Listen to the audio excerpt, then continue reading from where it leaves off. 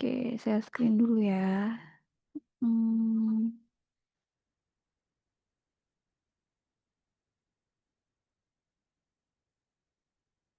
oke, hari ini kita ketemu fisika lagi.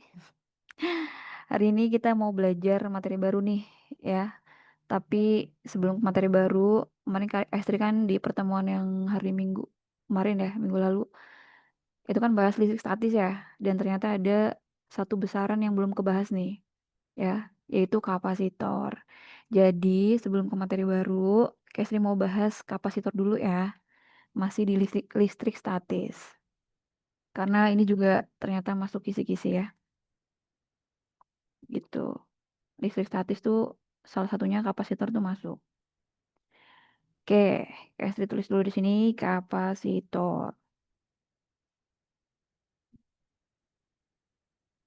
Oke, kapasitor itu apa sih sebenarnya? Ya, teman-teman tahu nggak kapasitor itu apa?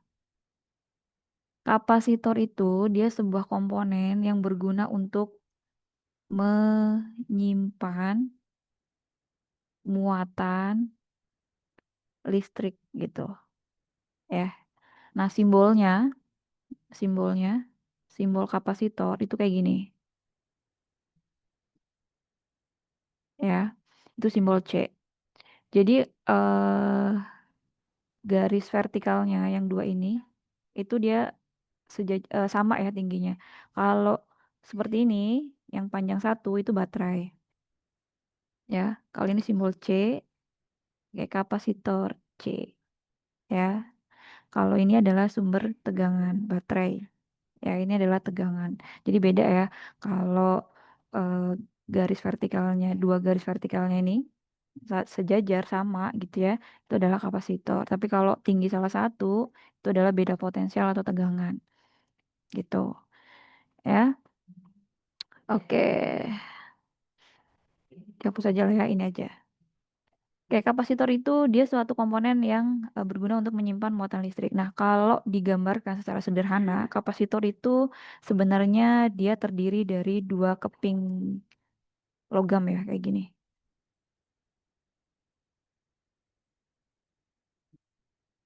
Gini ya, dua keping logam yang terpisah jaraknya adalah D ya. Kemudian masing-masing tuh punya luasan A gitu ya. Jadi A itu adalah luasan keping logam.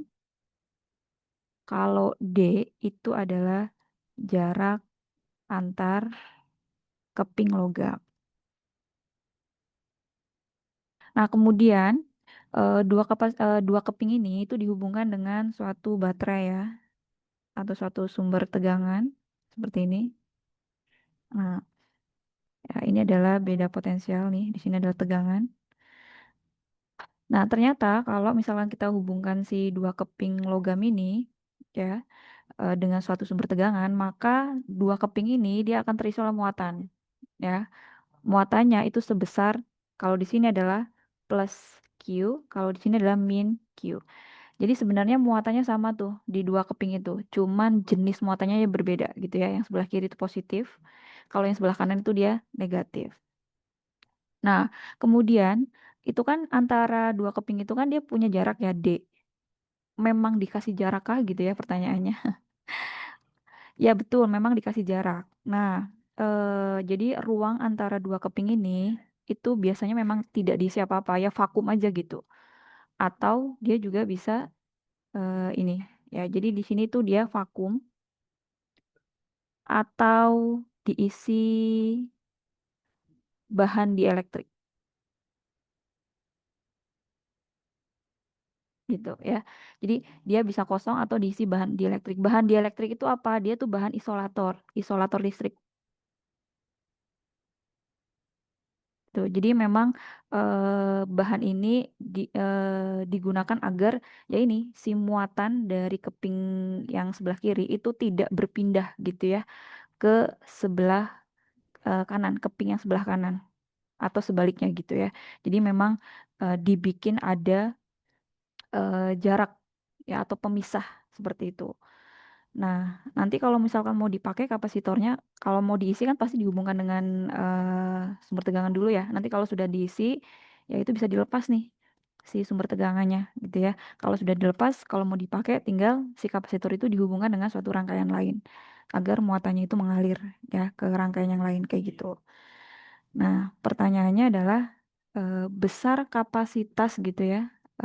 Si kapasitor ini untuk menyimpan muatan itu diukur sama apa gitu ya.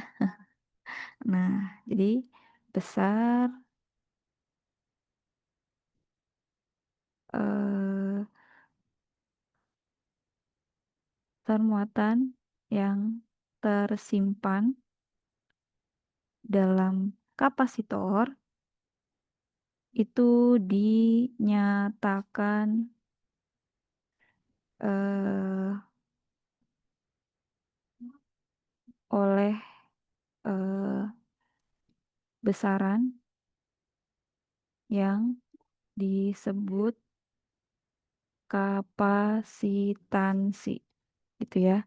Jadi kapasitor itu dia punya kapasitansi. Kapasitansi kapasitor. Jadi ukuran dari si kapasitor ini bisa memuat muatan listrik ya. Kapasitansi kapasitor. Itu simbolnya adalah C ya. Nah, C itu besarnya adalah K epsilon 0 A per D gitu ya. Nah, A-nya itu adalah luasan keping logam, kemudian D-nya itu adalah jarak antar keping logam. Nah, kalau K-nya itu adalah konstanta dielektrik ya, gitu. Jadi setiap bahan itu dia punya konstanta dielektrik. Nah, kalau dia itu vakum ya, kalau mediumnya itu vakum, ya vakum, itu K-nya adalah satu. Ya, jadi nanti tergantung nih dia diisi oleh suatu bahan dielektrik atau ya cuman vakum aja gitu. Kalau dia vakum ya K-nya satu. Nah, kalau epsilon 0, sorry, ini adalah permitivitas eh, vakum ya. Nilainya adalah 8,85 kali 10 pangkat min 12 C kuadrat per NM kuadrat gitu ya. Nah, ini nilainya memang dia sudah tetapan ya. Nah, ini untuk mencari besarnya kapasitansi dari kapasitor ya. Nah, selanjutnya adalah ini adalah gambar atau sketsa sederhana ya untuk menggambarkan sebuah kapasitor. Nah, kapasitor itu kan tadi fungsinya katanya untuk menyimpan muatan gitu ya. Nah, berarti kan artinya ada muatan yang tersimpan ya kan? Nah, muatan yang tersimpan, yang tersimpan.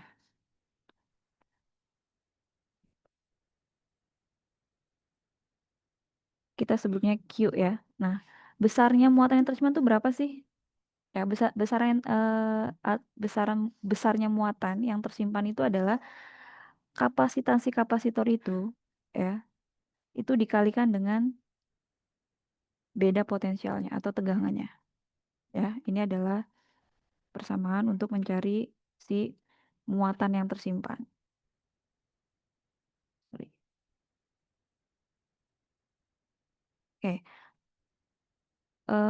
kasih ngasih tahu dulu ya ini ya. C itu ada tadi apa? Kapasitansi kapasitor. Satuannya farad ya. Satuannya farad. Jadi nanti kalau ada besaran kok satuannya farad, nah itu adalah kapasitansi kapasitor. Nah, ini adalah muatan yang tersimpan ya. Oke, perlu kasih tulis kali ya ini. Ya, muatan satuannya apa? Coulomb. C-nya itu apa? Kapasitansi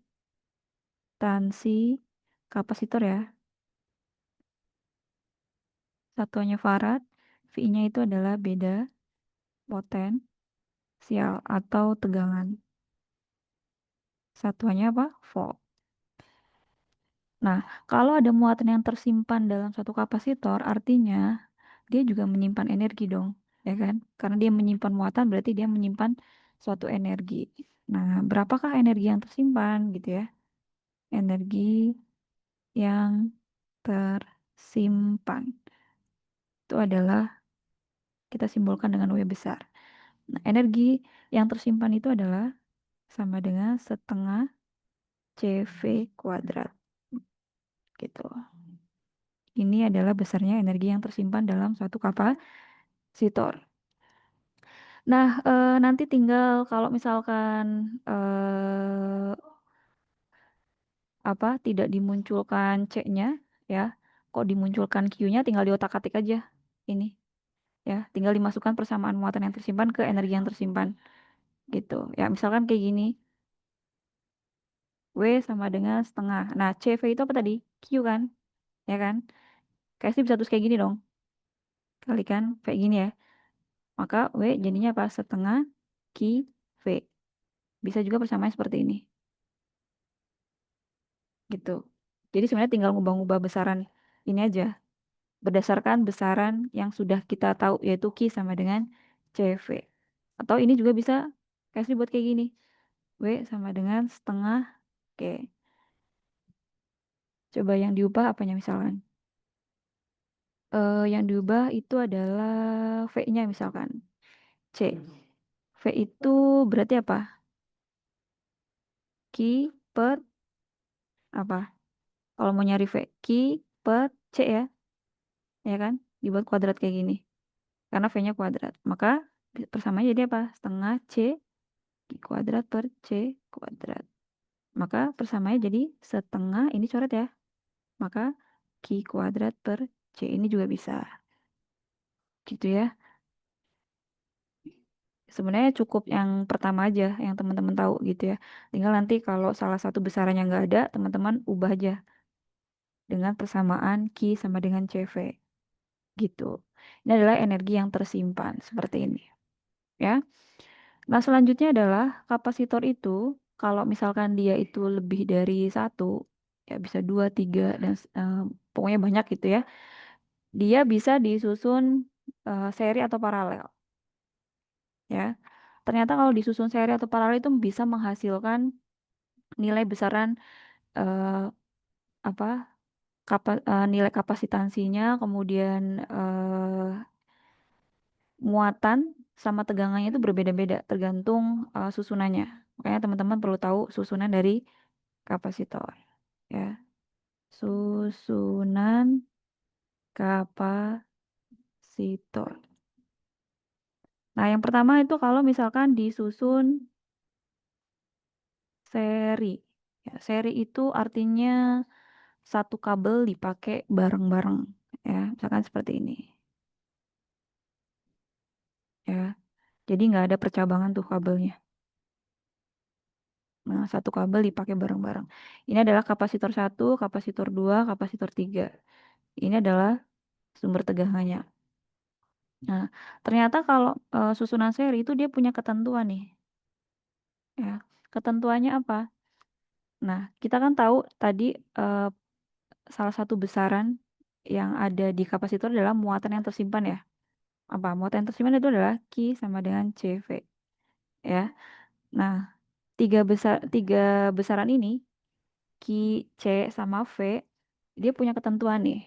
Ya, pertama kalau di seri itu adalah untuk Q-nya. Ternyata Q-nya, Q total, ya, Q total di sumber baterai di sini itu sama dengan ya Q di C1 ini, sama dengan Q di C2, sama dengan Q di C3. Jadi ternyata nilai muatan atau Q-nya itu sama ya di setiap kapasitor gitu.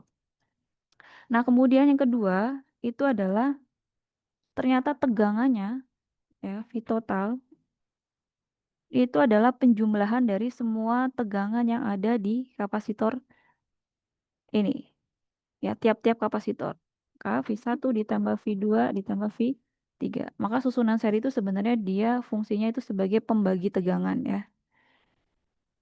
Pembagi tegangan. Ya, jadi tegangan yang di baterai ini ternyata kalau disalurkan nih ke setiap kapasitor itu dibagi-bagi ya. Ke C1 berapa, ke C2 berapa, ke C3 berapa tergantung nilai dari kapasitornya gitu. Ya, makanya disebut sebagai pembagi tegangan.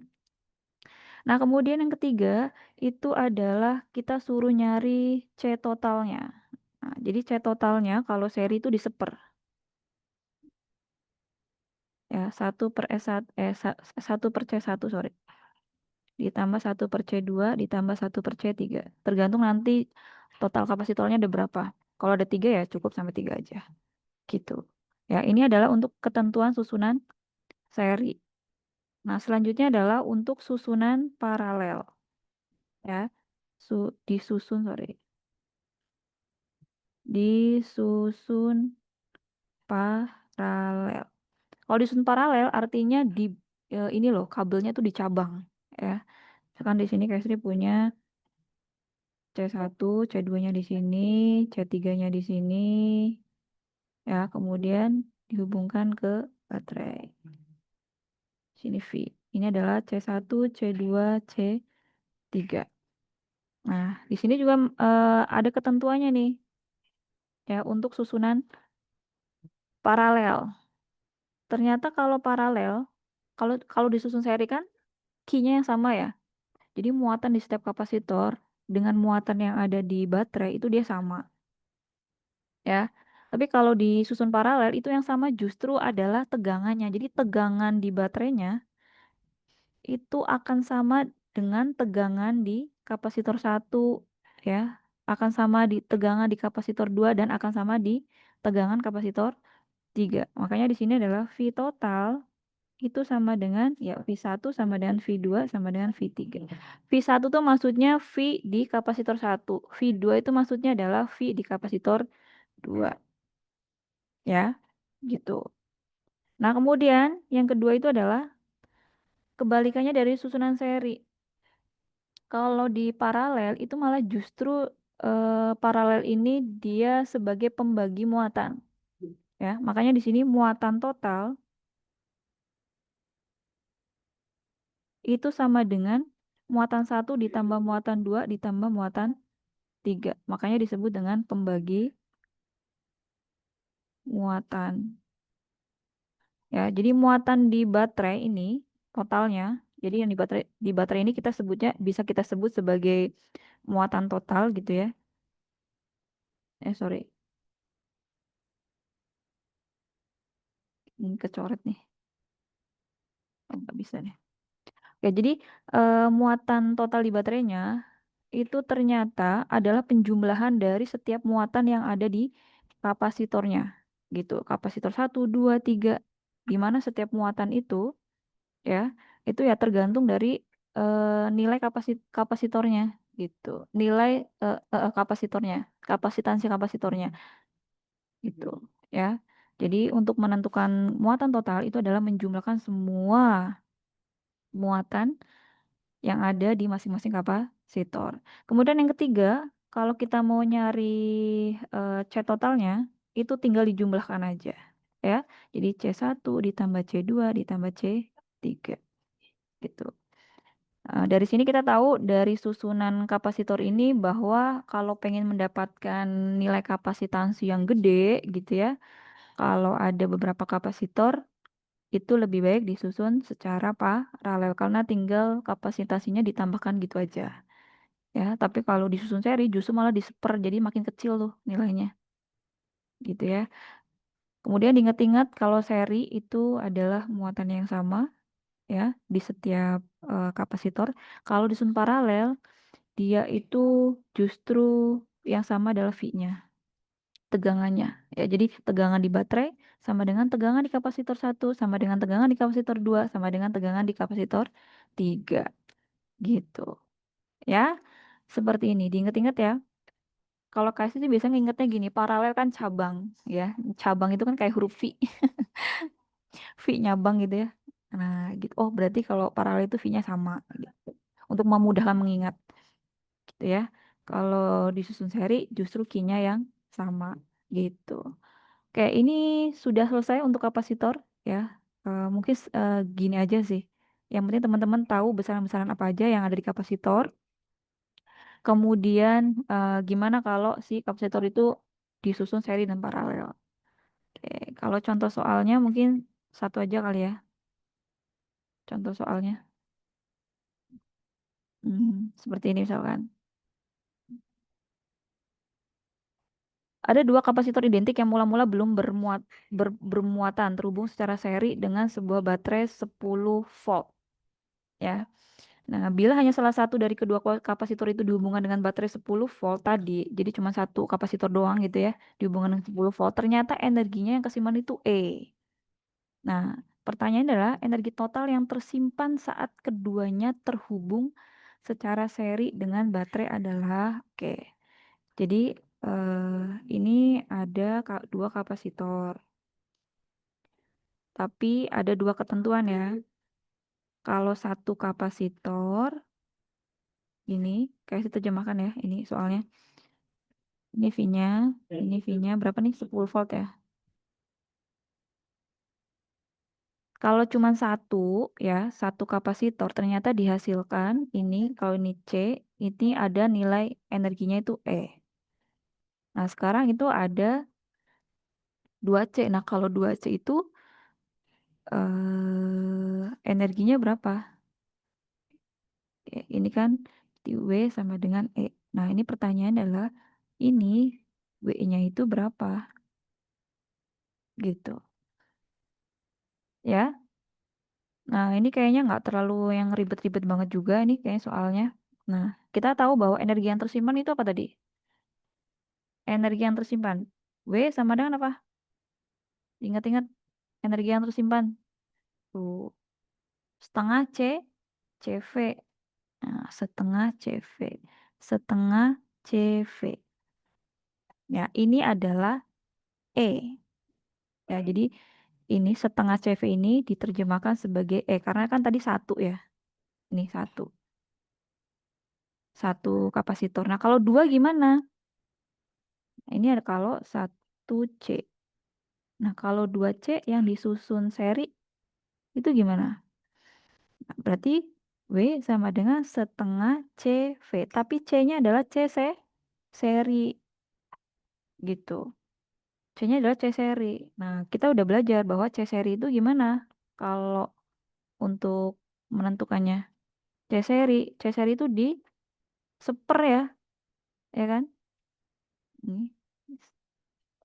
Ini C seri kalikan V. Oke, berarti di seper cari dulu. 1/C seri sama dengan 1/C ditambah 1/C. Ya, berarti 1/C seri sama dengan 2/C. Berarti C seri itu berapa berarti? C/2, ya kan? Atau setengah C. Sorry, ya kan? Ya udah, berarti tinggal dimasukkan aja berarti sini. Setengah kali apa tuh? C/2 ya, ya kan? C/2 kalikan V. Betul nggak? Oke, ini KS digeser dulu ya, sini. Oke. Nah, terus habis itu gimana? Nah, tadi katanya gini, setengah ini nih, setengah CV itu sama dengan E. Berarti kita bikin nih. Karena kan ini jawabannya kan ada pakai E gitu ya. Maka kita ubah nih nilai ini jadi, oke. Berarti W sama dengan setengah CV dikali setengah kan? Betul nggak? Nih, ya. Betul nggak? Betul kan? Nah, setengah CV itu apa? E. Setengahnya tapi kita tulis. Oh, berarti W-nya adalah setengah E. Gitu. Ya. Maka jawabannya adalah yang B. Nah, kalau ditanya, ini kan yang ditanya kan totalnya ya. Berarti total dari rangkaian ini ya. Berarti makanya ketemunya setengah. Tapi kalau ditanya masing-masing, ya. Ini kalau ditanya, kan ini tergantung pertanyaannya ya. Kalau ditanya, jika ditanya masing-masing kapasitor. Nah, kalau masing-masing gimana? Nah, kalau masing-masing berarti energinya gimana? Kan W sama dengan setengah CV. Nah, kalau masing-masing justru V-nya nih. Setengah CV kuadrat ya, sorry, sorry. Energi yang tersimpan itu setengah CV kuadrat, sorry, sorry. Oh, ini masih kurang nih berarti. CV kuadrat nih. Sorry, sorry ya, ini. Kalau ini tidak mengubah sih. Nah, kalau ditanya masing-masing kapasitor, ya, berarti yang berubah itu adalah si V-nya. Ya, nilai V berubah. Kenapa? Karena kalau seri itu yang beda itu adalah tegangannya. Kalau Q-nya sama, betul nggak? Ya kan? Nah, kita cari dulu nilai V-nya. Nah, karena dia itu dua kapasitor gini, nih, dan identik. Kalau identik artinya ya langsung aja dibagi. Kalau misalkan ini 10 volt gitu ya, langsung aja. Berarti ini adalah setengah dari 10. Ini juga setengah dari 10 volt gitu. Langsung dibagi ke dua kapasitor. Karena kapasitor itu identik, langsung setengah-setengahnya gitu. Ya, berarti ketemunya berapa 5 ya. Nah, berarti di sini W sama dengan setengah. C-nya tetap, kalau untuk ditanya berarti kan ini satu C doang kan ya. Di C. V-nya berapa jadinya tadi? Sorry. Nah, ini adalah berapa tadi? Setengah ya. Setengah dari V-nya dikuadratkan gitu. Untuk kasus kapasitor yang identik. Itu paling gampang sih, karena langsung V-nya pasti setengahnya kalau untuk dua kapasitor. Kalau nanti ketiga kapasitor berarti V-nya langsung dibagi tiga gitu. Selama C-nya sama identik gitu ya. Nah, berarti W-nya adalah gimana? Oke, berarti ini setengah C ini adalah seperempat V kuadrat. Nah, maka Kesti bisa tulis setengah C V kuadrat kali seperempat. Nah, ini apa tadi segini tuh? E kan? Ya kan? E kali seperempat. Maka W-nya adalah seperempat E gitu. Ya. Jadi kalau nemu soal kayak gini, diperhatikan ya sesuai pertanyaannya. Apakah yang dimaksud itu adalah per kapasitornya atau justru malah sudah digabungkan gitu. Kayak soal ini. Kalau soal ini kan dia udah digabungkan ya. Maka ketemunya adalah setengah E. Tapi kalau yang ditanya adalah per masing-masing gitu ya. Berarti yang berubah itu adalah si V-nya gitu. Kalau kalau kalau sudah digabung kayak gini kan ya pakainya V total gitu ya. Pakainya C total juga. C totalnya ya C seri, V totalnya ya V yang ada di baterainya gitu. Ya, Kak Sri minta perhatiannya aja kalau nemu soal kayak gini. Ya, apakah yang dimaksud itu adalah untuk total di rangkaiannya, total C di rangkaiannya, atau C untuk masing-masing gitu. Ya, oke. Untuk soal lainnya nanti bisa explore sendiri lah ya. Nih, dikasih latihan aja deh satu, ada nggak ya? Nanti buat latihan mandiri. Oke, latihan mandiri. Oke, selesai untuk materi listrik statis ya di bagian kapasitor ini. Oke, ada pertanyaan sebelum kasih lanjut ke materi selanjutnya? Sepi banget nih. Semoga paham lah ya apa yang kasih sampaikan. Soalnya sepi banget nih. Kalau sepi itu biasanya tanda-tanda tanda-tanda apa nih? Bingung. Oh, kalau bingung berarti harusnya eh bingung mau nanya apa, berarti udah paham nih.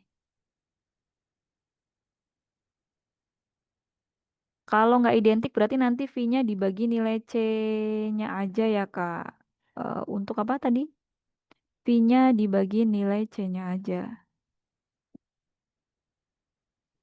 Oke, kalau nggak identik ya harus tahu perbandingannya dulu. Perbandingan.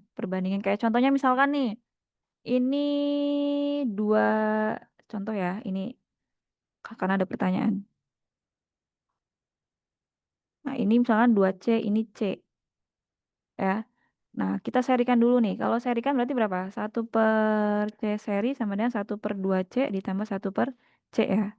Berarti Samain 2C, kemudian di sini apa? 2 ya ditambah, sorry, satu. Satu ditambah 2, ya kan? Oh, berarti adalah di sini 1 plus 2. Nah, ini adalah perbandingannya, gitu. Jadi contohnya misalkan ini totalnya itu ada 10 volt, ya. Ini tuh nggak identik nih, karena ada pertanyaan. Ini nggak identik, yang satu 2C, yang satu C nilainya. Nah, itu gimana? Nah, kamu nyari perbandingannya dulu. Perbandingan antara dua kapasitor ini nih, ya. Nah, kalau kita samain penyebutnya di 2C, ternyata perbandingannya adalah 1:2. Ya, untuk 2C-nya adalah 1. Maka nanti kalau ditanya tegangannya di sini berapa, berarti ini saat yang ini nih 2C itu ternyata tadi jadinya berapa nih? 1 ya. Oke, berarti 1 per total perbandingannya 1 ditambah 2 kali yang masuknya. V-nya yang masuk tuh berapa? 10 volt kan? 10 volt. Berarti apa? 1/3 kali 10. Berarti 10/3. Nah, tapi kalau yang di sini, nah perhatikan yang C ini. Dia ternyata didapatkan perbandingannya adalah jadi 2. Ya, maka di sini adalah 2 per. Nah, jadi ini total ininya. Total perbandingannya 1 ditambah 2. Berarti 3 dikali yang masuk 10. Oke, berarti berapa tuh? Berarti 20/3 volt. Gitu. Ya, seperti itu ya. Kalau misalkan si C-nya itu dia nggak identik, dia punya nilai sendiri-sendiri gitu. Tapi kalau selama nilai C-nya itu identik, harusnya lebih mudah tuh soal. Ya, karena kalau dia pembagi tegangan, tegangannya langsung dibagi 2. Kalau untuk dua kapasitor yang identik. Kalau untuk dia pembagi muatan, ya berarti muatannya langsung dibagi 2 gitu. Ya. Oke, gitu ya. Ini contoh aja kalau misalnya kapasitornya nggak identik. Ya. Oke. Lanjut sekarang ke materi selanjutnya. Kayak Sri mau bahas tentang induksi magnet. Nah, ini teman-teman dulu harusnya udah pernah belajar nih di kelas 12. Ya, kita udah selesai bahas listrik nih. Selanjutnya kita bahas magnet. Ya, induksi magnet. Induksi magnet itu apa sih sebenarnya? Ya, nah, sebelum ke sini, eh, teman-teman harus tahu dulu ini sih, nanti sumber medan magnet ya. Sini. Sumber medan magnet. Sumber medan magnet itu dia yang pertama itu adalah keberadaan bumi itu sendiri. Jadi bumi itu sebenarnya dia sumber medan magnet ya, bumi. Kemudian yang kedua itu dia batang magnet ya, batang magnet. Ya, misalkan kamu punya batang gitu ya, batang magnet. Ya bisa langsung kamu pakai aja.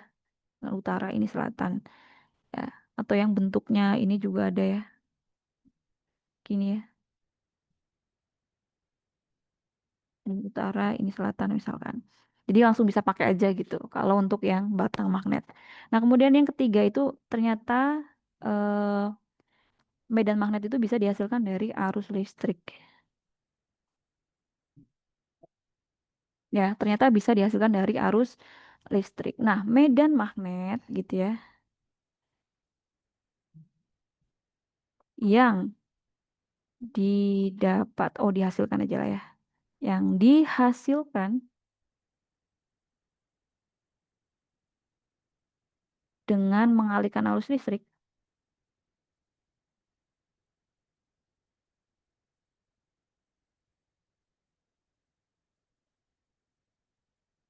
pada kawat penghantar lah ya di sini. Kawat penghantar disebut induksi magnet. Nah, ini yang kita akan bahas. Ya, oke. Jadi ternyata sumber medan magnet itu nggak hanya dari bumi gitu ya, dari batang magnet yang memang sudah ada gitu ya. Tapi kita bisa bikin sendiri ya. Dengan cara apa? Mengalirkan arus listrik pada suatu kawat penghantar gitu. Ya, nanti untuk kawatnya, kawat penghantarnya nih, itu dia bisa macam-macam ya. Bisa kawatnya bisa kawat lurus ya, kemudian bisa kawat melingkar, kemudian bisa solenoida. Solenoida tuh kayak kawat tapi yang kayak dibikin spiral pegas gitu loh. Nah, itu solenoida atau toroida. Nah, kalau toroida itu soloida ya solenoida yang dilengkungkan gitu. Ya, solenoida tuh kayak gini. Nah, gitu. Tapi kalau toroida itu dia solenoida yang udah ada gitu ya, dia lengkungin tuh. Nah, gini. Nah, dibikin melingkar gitu. Nah, itu adalah toroida. Cuman di sini kasih mau fokuskan di dua kawat aja, kawat lurus sama kawat melingkar ya, yang sering keluar. Oke, itu ya. Jadi kalau Kestri ngomong induksi magnet itu sebenarnya adalah Kestri mau menghasilkan medan magnet tapi dengan mengalihkan arus listrik ya. Gitu. Ternyata bisa ya kita bisa bikin medan magnet gitu. Cukup mengalirkan arus listrik aja ke suatu kawat menghantar. Nanti di sekitar kawat menghantar itu akan timbul medan magnet ya. Oke, nah ini sebenarnya arus listrik yang bisa menghasilkan medan magnet ini sebenarnya dia dari percobaannya Han Ørsted ya.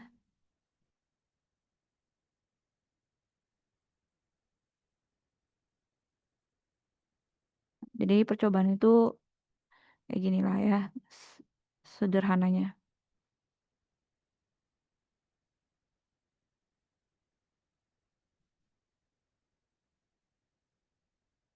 Nah, gini. Jadi kalau misalkan Kesti punya kawat gitu ya, kemudian Kesti punya baterai, di situ ada kompas. Nah, kalau misalkan si kawatnya nggak terhubung ke baterai, udah baterainya berdiri sendiri gitu ya, kawatnya berdiri sendiri.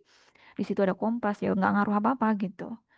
Tapi anehnya, ketika kawat itu dihubungkan dengan suatu baterai, ya, ini yang di sini nih, ini kayak gini nih. Ternyata kalau kita dekatkan suatu kompas, kompasnya tuh nyimpang, Dek. Ya, kompasnya tuh nyimpang. Nah, di sini, nyimpangnya ke sini, ya. Nah, kan jadi penasaran nih Orsted ini. Nah, kalau misalkan baterainya dibalik, ngaruh juga nggak ya? Nah, ternyata kalau dibalik, kalau ini kan positifnya yang di bawah ya, ya kan? Berarti arus listrik itu dia ngalirnya kayak gini kan, ya kan? Arus listrik. Nah, tapi kalau ini dibalik, I-nya jadi kayak gini ngalirnya, gitu. Ternyata kalau kita dekatkan kompas, kompasnya juga dia itu bergerak gitu, ya. Ternyata bergerak dan bergeraknya menyimpangnya itu berbeda dengan ketika kalau di baterainya itu positifnya di bawah. Kalau ini kan positifnya di atas gitu ya. Gitu. Oh, berarti kan di sini Orsted menemukan, oh jadi ternyata kalau ditaruh kompas itu aja kompasnya bisa menyimpang, berarti artinya kawat yang dialirkan arus listrik itu dia menimbulkan medan magnet. Buktinya apa? Kompasnya nyimpang gitu. Oh, berarti ada keberadaan medan magnet nih di sekitarnya. Gitu. Nah, dengan membalik baterai pun ternyata simpangannya juga berbeda. Oh, berarti arah medan magnet itu nggak sembarangan gitu, ya. Arah medan magnet itu bisa kita tentukan. Karena nih buktinya kalau baterainya itu positifnya ke bawah, justru menyimpangnya ke kiri nih si kompasnya. Tapi kalau baterai positifnya taruh di atas, simpangannya ke kanan gitu. Oke, jadi penemuan inilah yang mendasari ini induksi magnet ini ya. Jadi ternyata kawat yang dialiri arus listrik itu bisa menimbulkan medan magnet. Nah, arah dari medan magnet itu tidak sembarang gitu ya. Itu ternyata bergantung kepada arah arus gitu ya. Jadi poin pertamanya dari Orsted itu adalah ternyata kawat berarus. Ih, kok tebal kali ya tulisannya nih. Kita kurangi deh ya. Satu, kawat berarus ternyata bisa menimbulkan medan magnet. Nah, medan magnetnya yang disebut induksi magnet tadi. Kemudian yang selanjutnya, yang kedua, ternyata arah medan magnet itu bergantung pada arah arus gitu. Ya, ini adalah percobaan dari Ørsted gitu.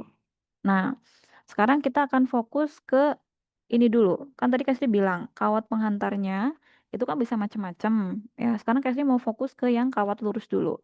Kalau di kawat lurus itu nanti eh, besarnya B-nya berapa sih? Arahnya kemana sih? Nah, oke ya. Sekarang kita akan fokus ke yang pertama, yaitu induksi magnet pada kawat lurus. Nah, kalau misalkan di sini Kestri punya kawat lurus nih, ini ya. Kemudian Kestri alirkan arus sebesar I, nih ya. I itu arus ya, arus listrik. Nah, ternyata di sekitar kawat ini nih, di sini nih, di segini nih, pokoknya sepanjang kawat ini, di area sepanjang kawat ini itu akan timbul yang namanya medan magnet gitu ya. Nah, besarnya medan magnet katakanlah misalkan di sini Kak Sri punya kasih titik uji lah ya untuk menguji besarnya B itu berapa sih di sini. Besarnya medan magnet yang dirasakan gitu ya oleh suatu muatan uji. Misalkan di sini ini berjaraknya misalkan di sini A ya. Itu berapa sih? Ternyata B yang dirasakan oleh titik uji di titik P ini itu adalah mu 0 I.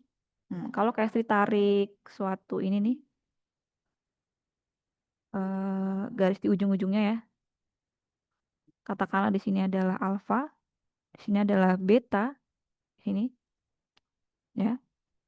Itu nilainya adalah mu 0 I per 4 pi A. Di sini adalah cos alfa ditambah cos beta. Nah, ini kalau dia kawat lurus tapi kawat lurus pendek ya. Sorry. Ini adalah untuk kawat lurus yang pendek. Nah, kalau Kak punya kawat yang panjang banget, nah jika kawat panjang pakai banget ya, banget banget banget banget. Nah, maka nanti si alfanya itu dia akan mendekati nol ya, mendekati nol. Betanya juga sama, dia akan mendekati nol. Gitu. Bayangkan, kalau kayak ini tarik garisnya sini panjang banget nih, ya. Lama-lama nih, ini juga nanti akan lama-lama panjang kan ya. Nah, ini tuh lama-lama tuh jadi kayak kayak hampir berhimpit dengan kawatnya. Makanya tetanya itu hampir dia nol kalau panjang banget gitu. Ya, lama-lama tuh dia hampir kayak si sudutnya itu kayak hampir sama dengan si kawatnya arahnya gitu ya, maka dia mendekati nol. Nah, ketika dia itu sudutnya mendekati nol derajat ya, maka cos cos nol itu berapa sih? Satu ya. Maka didapatkan B-nya apa?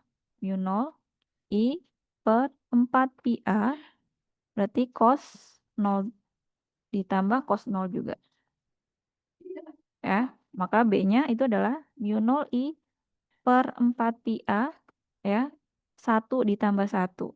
Maka B-nya itu adalah, ini kan 2 ya. Nah, ini ada 4, berarti dicoret ya.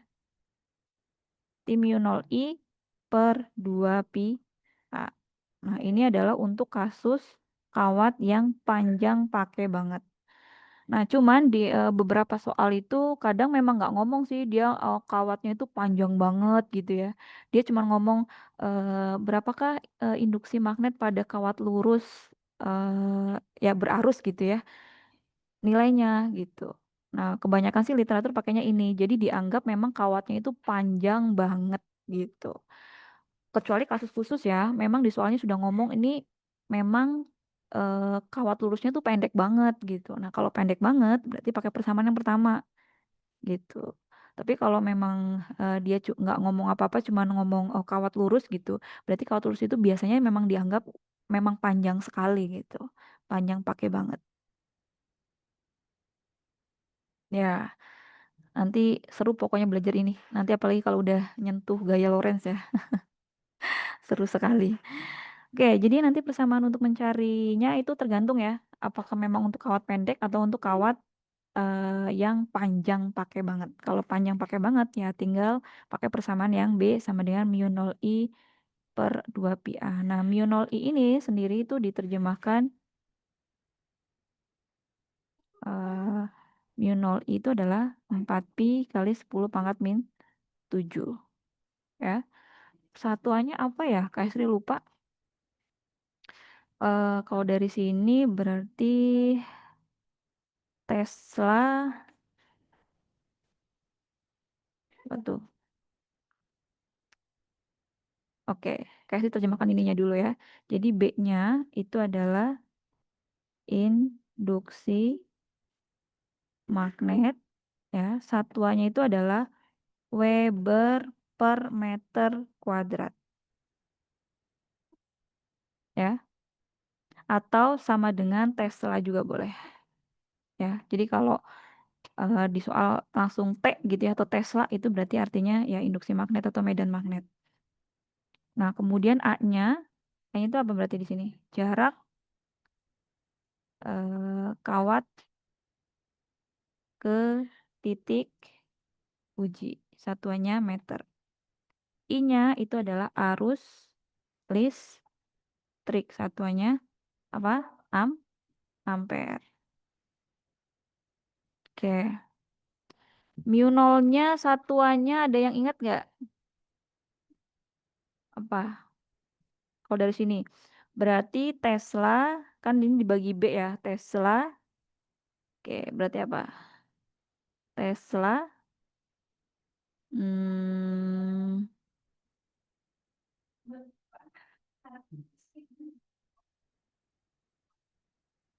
ini ya, per ini ya. Arusnya tuh M gini ya. Arusnya kan ampere. Kemudian jaraknya itu kan meter. Jadi Tesla ampere gitu ya. Oke. Nggak salah nggak? Coba. Nih, kalau Casey mau dapet mu, coba ya, takut salah satuannya. Berarti B per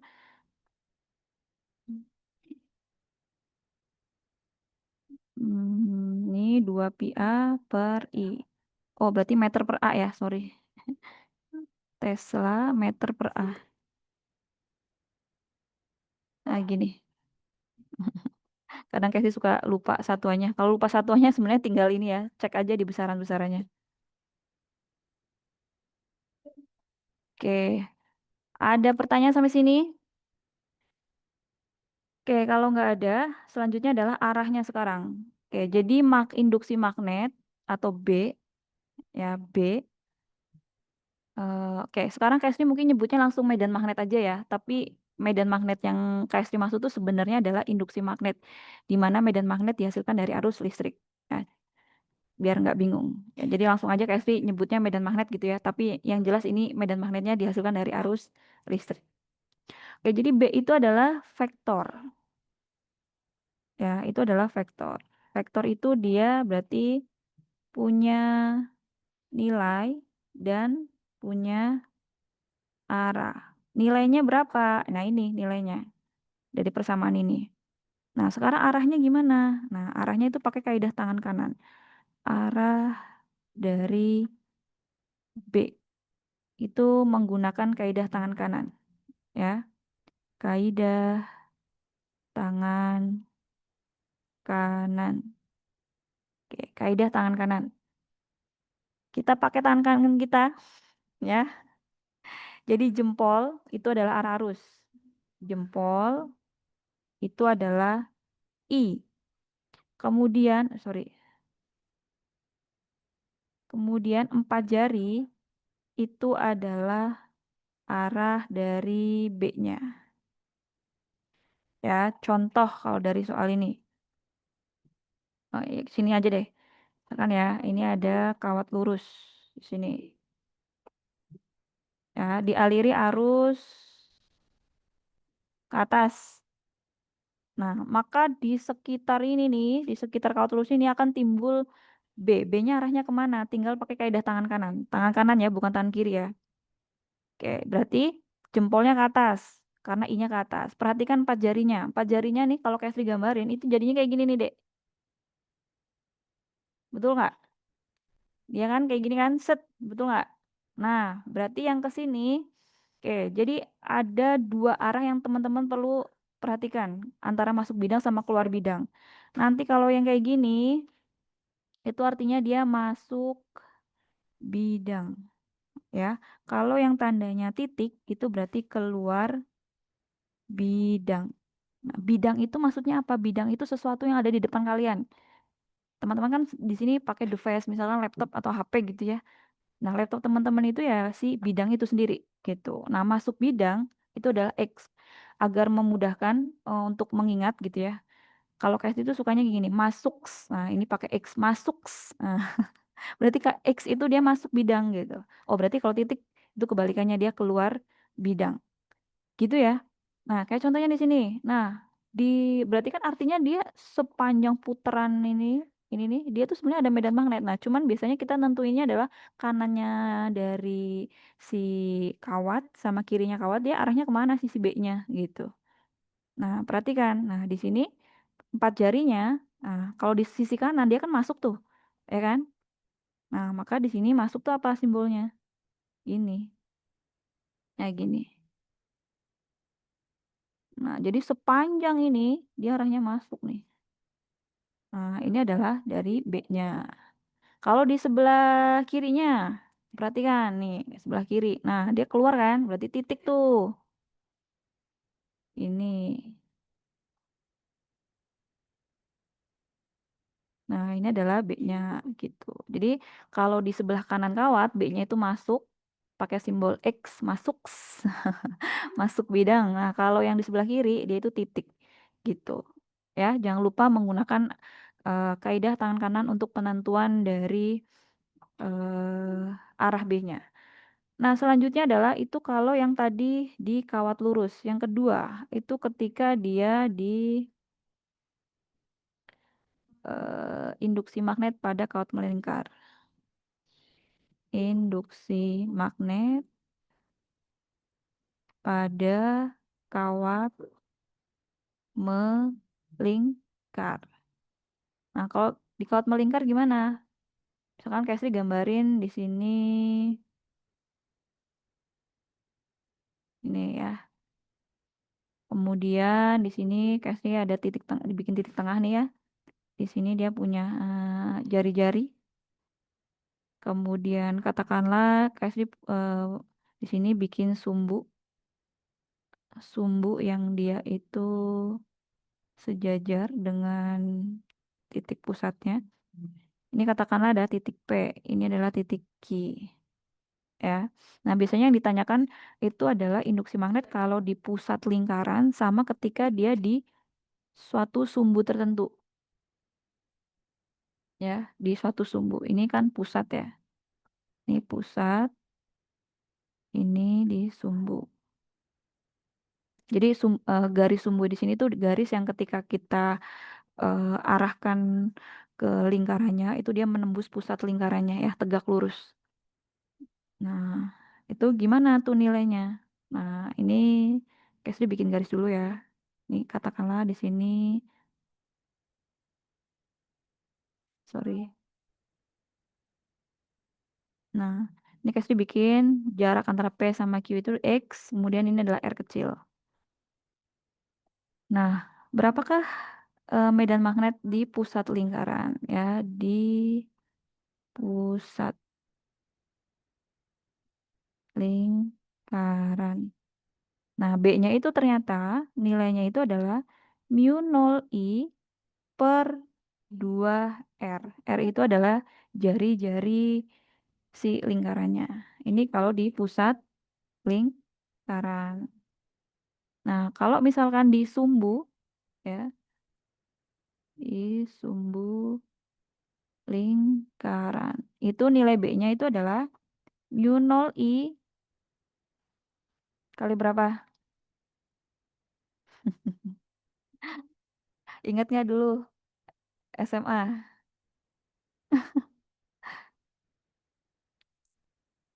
R kuadrat per 2R pangkat 3. Aih, lupa. Ya, ini kasih ingetin lagi ya. Itu mu 0 I dikalikan R kuadrat. R-nya itu dia, R besar itu dia jari-jari. Kalau R kecil itu dia jarak dari suatu titik pusat lingkaran ke titik sumbu. Gitu. Ya, ini adalah besarnya. Ya, diperhatikan ya. Ternyata nilainya itu berbeda ketika di sumbu sama di pusat. Seperti itu. Nah, untuk arahnya gimana? Arahnya juga menggunakan kaidah tangan kanan ya. Arah arah B itu juga sama kaidah tangan kanan. Jadi kita selalu menggunakan tangan kanan ya, jangan tangan kiri. Oke, pertama itu adalah 4 jari. Kemudian ibu jempol aja deh, kayak sering bilangnya. Jempol. Ini kebalikannya ya, 4 jari justru arah arus. Kalau jempol itu arah B. Ya. Oke, misalkan contohnya gimana ya? Kayak Sri kasih contoh di sini deh ya. Eh, gini. Ya, kemudian Kak Sri kasih arah I-nya gini. Nah, arah B-nya itu gimana?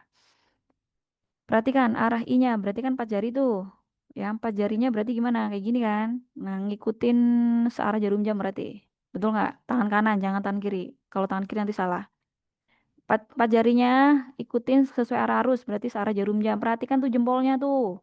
Jempolnya apa? Masuk bidang gitu. Masuk bidang itu apa tandanya? Masuk berarti simbol X ya. Betul ya. Nah, berarti simbolnya adalah X gini. Nah, masuk bidang di sini ya, sini aja. Ini adalah arah B-nya. Gitu. Jadi sepanjang sini nih, dari sini nih, dia tuh masuk bidang semua nih arah B-nya. Gitu. Cuman di sini kasih contohnya di satu titik gitu ya. Jadi kebalikan karena kan yang paling enak diputer kan namanya kawat melingkar. Itu kan dia muter ya jarinya harus ikut muter gitu kan ibaratnya. Nah, yang paling mudah diputar itu kan 4 jari. Nah, makanya kenapa untuk yang kawat melingkar itu 4 jarinya arus, si B-nya itu ditentukan dari arah jempolnya. Gitu. Diingat-ingat ya, arah masuk bidang sama keluar bidang. Masuk itu dia X, titik itu dia keluar bidang. Gitu. Oke. Nah, kemudian sebenarnya ini persamaannya di beberapa referensi bisa aja dia dikalikan dengan N gitu ya. Ini dikalikan dengan N. Ya, dikalikan dengan N. N itu apa? N itu adalah jumlah eh, kawat. Ya, jadi bisa bisa aja di kawat melingkar itu sebenarnya dia tumpukan dari beberapa kawat gitu. Kawat melingkarnya itu nggak cuma satu kawat doang gitu, tapi dia terdiri dari beberapa gitu ya, tumpukan kawat melingkar gitu. Jadi nanti dicek aja kalau misalnya teman-teman menemukan soal itu tuh jumlah kawat lingkarannya itu berapa. Satu kawat aja dia mu 0 I per untuk di pusat ya, mu 0 I per 2R. Nah, berarti kalau misalkan 2 kawat, 3 kawat ya tinggal dikalikan jumlahnya gitu. Ya, seperti itu. Jadi jangan bingung. Oke, sampai sini dulu ada pertanyaan. Kalau nggak ada, mungkin contoh soal dulu kali ya. Coba contoh soal. Nah, ini dikawat lurus dulu. Gini, sebuah kawat lurus di arus listrik 5A. Ya, di mana mu 0 mu 0-nya itu 4pi kali 10 pangkat min 7. Gitu. Nah, besar dan arah induksi magnet di titik P. Coba di titik P. Sebelum nanya besarnya deh, coba Kesti pengen tahu arahnya deh. Coba ada yang benar nggak arah B-nya? Arah B-nya. Coba kalau arusnya ke kanan, ada suatu titik uji di atas tuh titik P gitu. Coba tentukan arahnya. Coba yang benar yang mana tuh? A, B, C, D, E. Arahnya aja dulu. Ada yang bisa jawab? Pakai kaidah tangan kanan. Oke, ada yang bilang keluar bidang. Coba ya, kita pakai kaidah tangan kanan ya. Kawat lurus itu I-nya itu jempol. Jempolnya berarti ke kanan, ya kan? Cek empat jarinya tuh. Empat jarinya. Empat jarinya itu mengarah ke suatu titiknya. Nah, karena titiknya di atas ya udah empat jarinya ke titik itu. Set, ya kan? Nah, perhatikan. Karena titiknya ada di depan ya. Ada di atas berarti kan kalau di atas kan nggak mungkin tuh tangannya kayak gini ya ke belakang kayak gini. Yang ada kan dia melingkar kayak gini kan. Nah, berarti kemana tuh? Ke arah kita kan? Ke arah kita itu apa berarti? Keluar bidang betul. Nah, berarti di sini B-nya ya itu adalah keluar bidang titik. Nah, gitu. Berarti jawabannya itu adalah yang oke. Kalau keluar bidang itu berarti apa? Menjauhi. Oke, ya. Ini adalah keluar bidang. Kalau keluar bidang itu berarti apa? Menjauhi bidang gitu. Ya. Berarti ya, jawabannya itu adalah D atau yang E gitu. Ya udah tinggal dihitung aja untuk besarnya. Nah, kayak ini nih kawat lurus dia nggak ngomong tuh kawat lurusnya pendek atau panjang gitu. Berarti kita anggap ini memang panjang pakai banget ya. Maka nilai B-nya itu adalah mu 0 I per 2 pi A. Ya, A-nya itu jarak dari kawatnya ke titik uji. Oke, 4 pi kali 10 pangkat min 7. I-nya berapa di situ? 5 ya. 2 pi A-nya berapa di situ? 2 senti. 2 senti itu 2 kali 10 pangkat min 2 ya kan? Oke, tinggal dihitung. Nah, ini 2 ya kan? Ini coret bisa ya? Oh, bisa nih. Sama ini ya. Ya, berarti menghasilkan nilainya adalah 5. Berarti 5 kali 10 pangkat. Nah, ini min 2-nya pindah ke atas. Di min 7 plus 2. Berarti 10 pangkat min 5 Tesla. Oke, berarti jawabannya adalah yang D. Gitu ya. Oke, coba lagi. Hmm.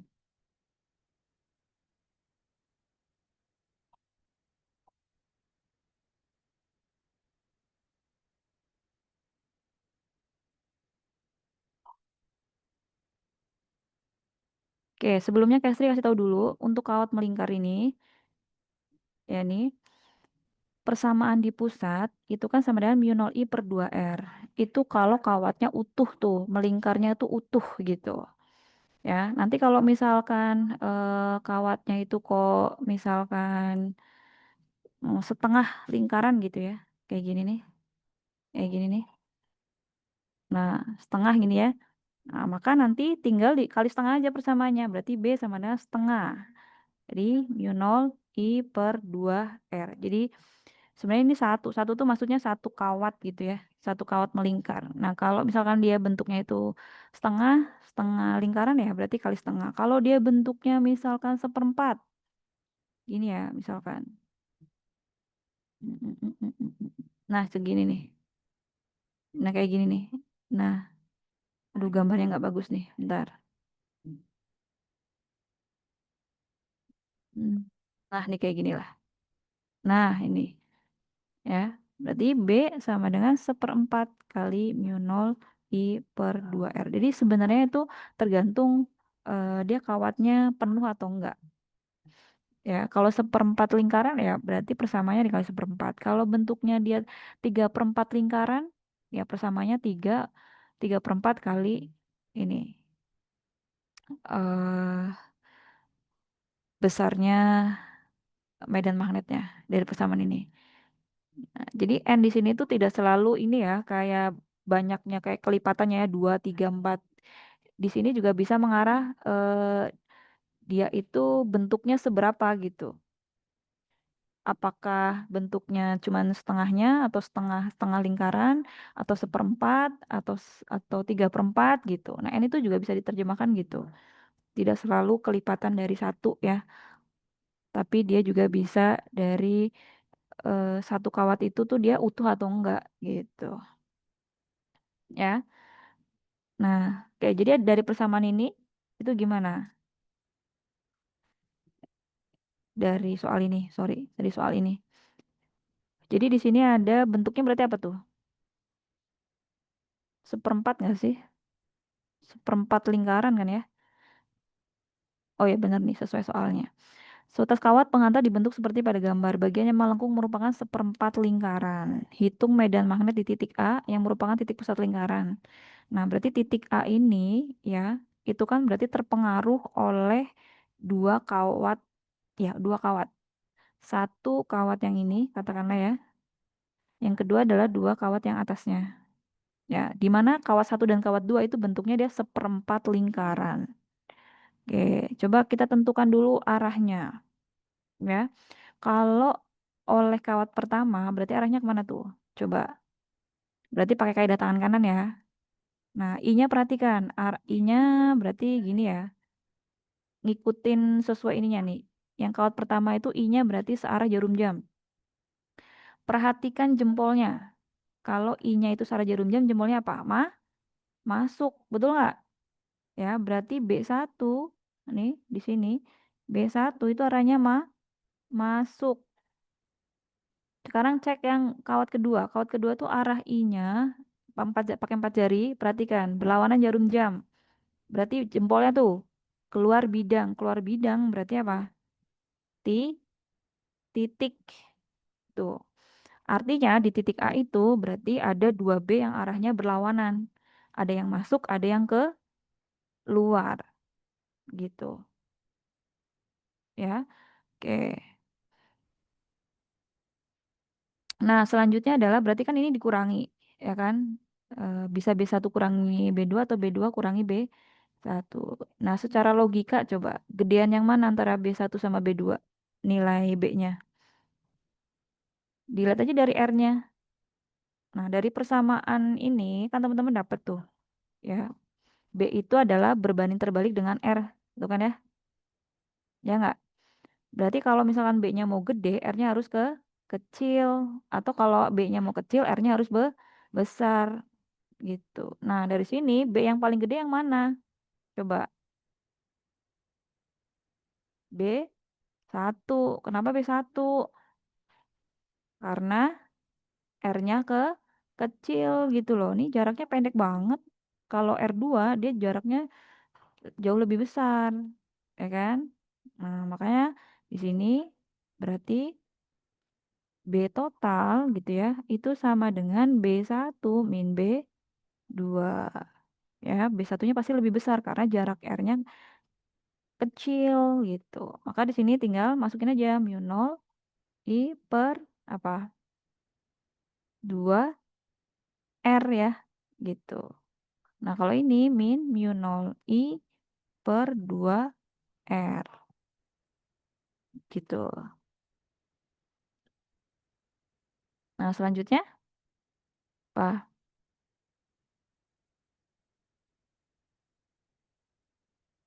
Nah, perhatikan karena di sini seperempat berarti di ini juga seperempat ya. Betul nggak sih?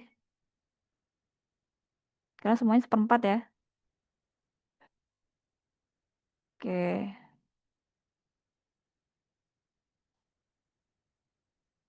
Oke, udah samain penyebutnya karena ini ada ini R kecil, ini R besar ya. Berarti harus disamakan dulu penyebutnya. Oke, keluarin dulu yang sama. Berarti seperempat keluarin sama 2 kali ya. Duanya juga bisa keluar nggak sih? Bisa kan? 2 ya. Kali ini keluarin dulu ya kayak gini ya. I terus setengah ya. Gini ya. Baru di sini seper R min seper R besar. Gini nggak sih? Ya kan? Oke, sorry. Nah, maka ini jadinya apa? 1/8 mu 0 I. Samain penyebutnya. Berarti R besar ini ya. Kemudian apa? Berarti di sini R min R, betul nggak? Sambil dicek ya, barangkali kasih salah nih perhitungan matematisnya. Ya, ini samain dulu penyebutnya. Makanya ini di atasnya R besar min R kecil. Oke, udah berarti ngikutin dibikin bentuk seperti ini sesuai jawabannya. Berarti ini apa? 1/8 ya. Oh ini ya. Berarti mu 0 kita ngikutin ini ya. I/8. Oh R besar dulu ya. Kayak gini. Berarti R besar min R kecil. Oke, mana jawabannya tuh?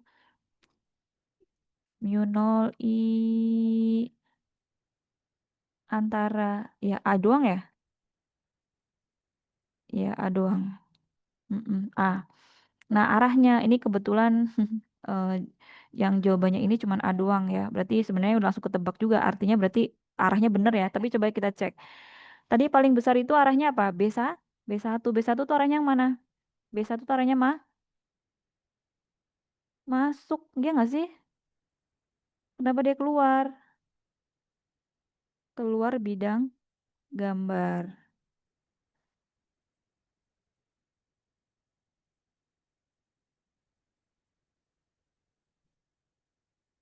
Harusnya apa? Harusnya masuk.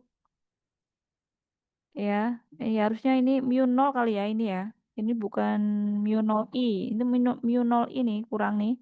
Yang B ya. Yang B itu maksudnya mu 0 I R besar min R kecil per 8 R besar R kecil. Nah, perhatikan ya.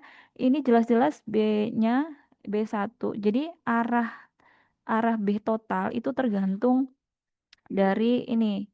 Yang paling gede tadi mana? B1 kan. B1 tuh arahnya yang dominan kan kemana tuh?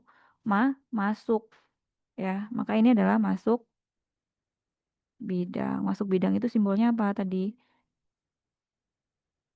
Gini ya. Jadi ngikutin yang paling besar yaitu di B1 gitu ya. Ini mungkin B-nya ini sebenarnya mu 0 ya. Gitu. Ya. Jadi kalau ada soal kayak gini ya, kalau lebih dari satu kawat, entah itu kawat lurus atau kawat melingkar, itu ini cek dulu arahnya, apakah searah atau berlawanan. Kalau searah tinggal ditambah aja nanti B totalnya, tapi kalau berlawanan arah berarti dikurangi. Dikuranginya pun cek lagi yang paling gede yang mana gitu. Nah, hasil akhirnya arah B total itu ngikutin yang B paling besar gitu. Ya, seperti itu. Nah, kemudian biasanya jenis soal lainnya juga bisa yang modelnya kayak gini, teman-teman. Kayak di kayak kita belajar gaya Coulomb sama medan listrik. Jadi kita suruh menentukan suatu titik ya di kawat lurus agar total B yang ada itu nol gitu ya. Nah, jadi menentukan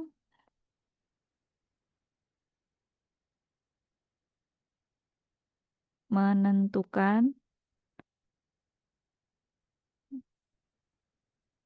letak titik agar B total pada dua kawat lurus nilainya nol ya. Nah, contohnya misalkan seperti ini ya. Jadi untuk yang eh, arus searah. Jadi misalkan di sini ada dua kawat lurus nih, ini sama sini gitu ya. Kemudian dikasih arus sama-sama ke atas. Sorry. Nah, jadi ini I1, di sini I2. Kasih kasih nama aja ya. Ini kawat satu, ini kawat dua. Kita suruh menentukan letak titik agar medan magnetnya itu sama dengan nol.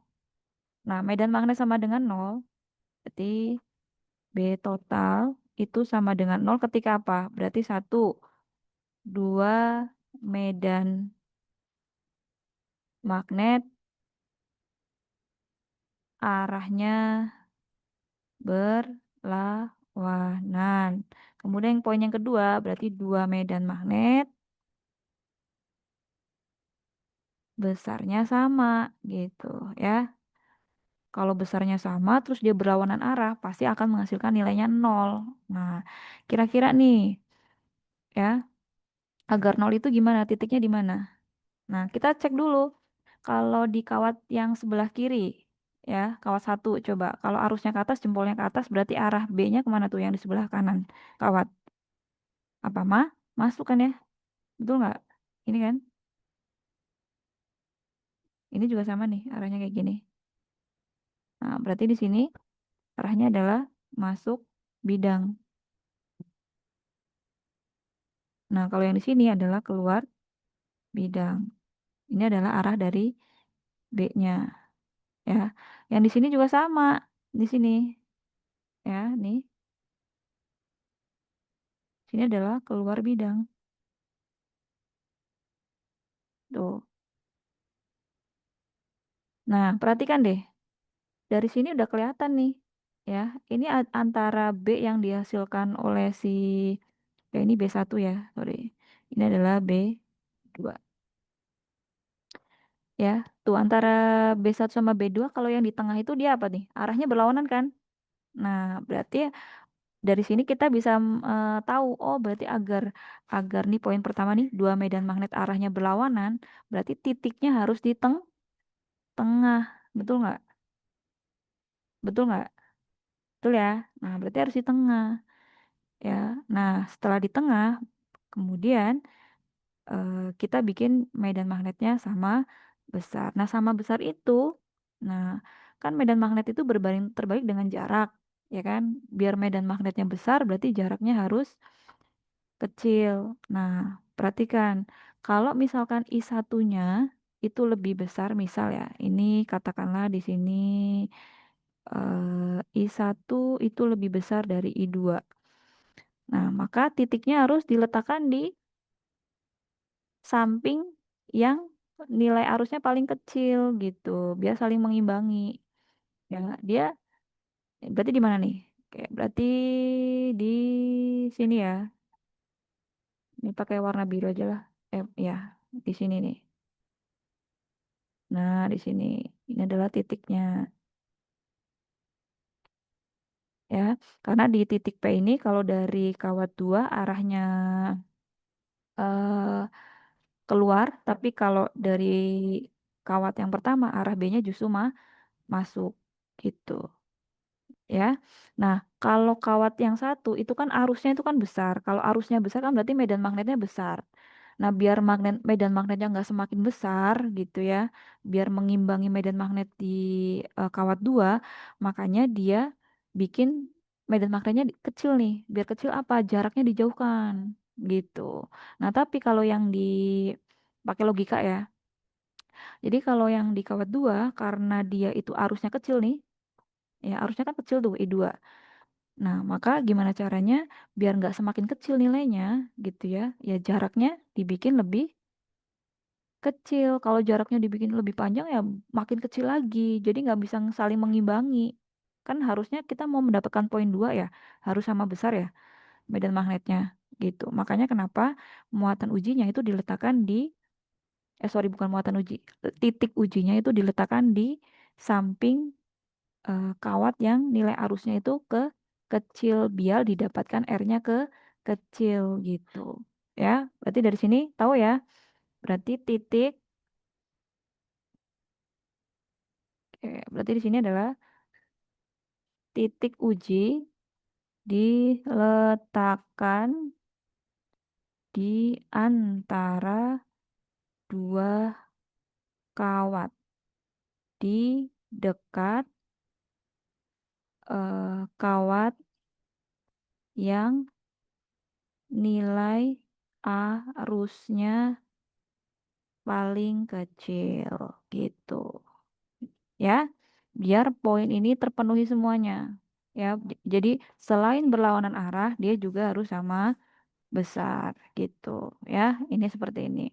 Nah, berarti kalau misalkan dia arusnya berlawanan gimana? Arus berlawanan.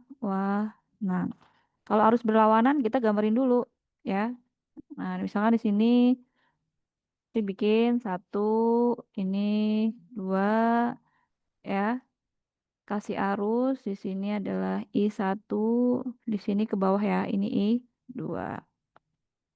Ini satu, ini dua. Nah, kita cek dulu arah dari medan magnetnya. Berarti kan putarannya gini ya, pakai kaidah tangan kanan.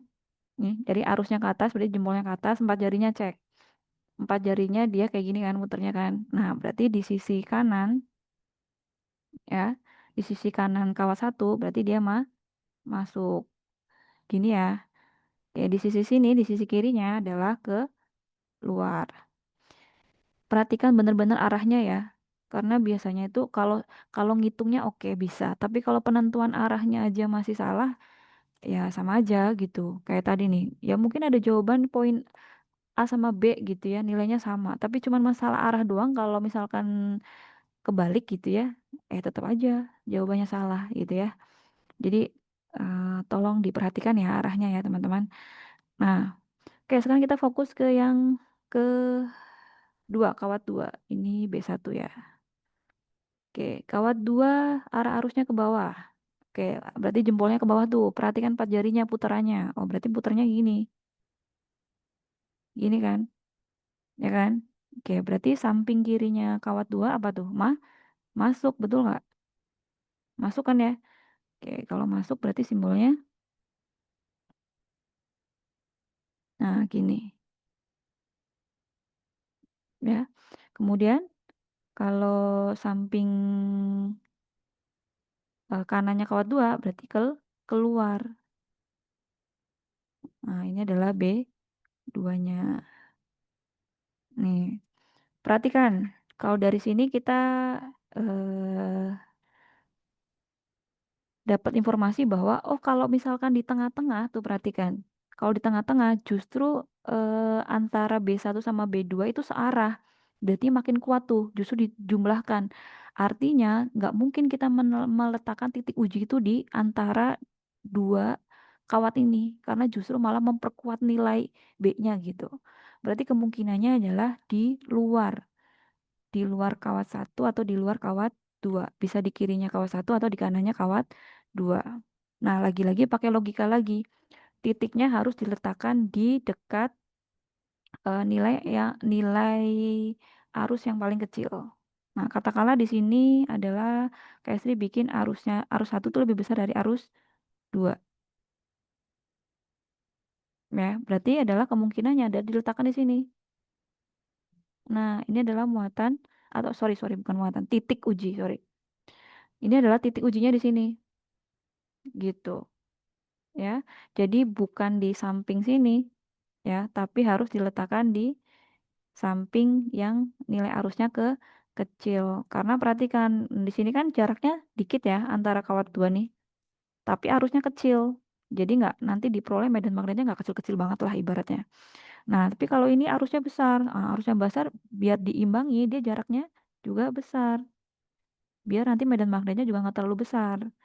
Gitu. Biar antara medan magnet di kawat satu sama kawat dua tuh nilainya adalah sama gitu ya. Nih, perhatikan kalau di titik P coba. Kalau oleh kawat satu berarti arahnya apa? Kalau di kawat satu. Nih, kalau kan kawat satu kan I-nya ke atas. Titik P-nya kan ada di sebelah kanannya, perhatikan tuh. Berarti apa? Masuk. Oh, berarti B1 itu adalah masuk. B1 itu adalah masuk. Cek kawat dua. Kawat dua itu arah arusnya ke bawah, jempolnya ke bawah. Perhatikan empat jarinya itu harus mengarah ke arah P-nya. Tuh, arah P-nya tuh di kanannya. Berarti dia muter tuh. Nah, berarti kemana tuh? Dia keluar. Oh, berarti B2-nya itu dia adalah keluar. Perhatikan, dia sudah berlawanan arah kan? Oh, berarti benar prediksi kita. Ya, dia sudah berlawanan arah, kemudian sama besarnya itu adalah dia harus didekatkan ke kawat yang arusnya kecil Gitu ya. Maka di sini kita punya kesimpulan seperti ini. Sini ya. Jadi titik uji diletakkan di luar ya,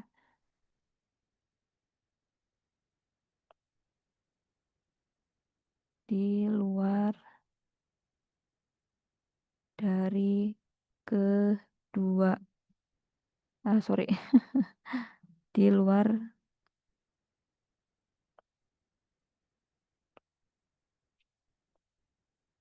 di luar kedua kawat ya, di dekat kawat yang nilai arusnya paling kecil gitu ya. Nah, jadi kalau misalkan ada soal seperti ini nih, ini contohnya ini ya, seperti ini nih. Nah, nih.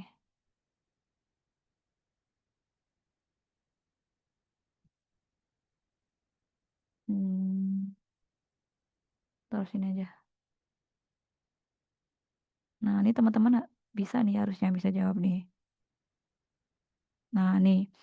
Ini kan dia berlawanan arah nih kawatnya ya. Kawat satunya ke atas, kemudian kawat yang kedua atau yang di B itu adalah ke bawah.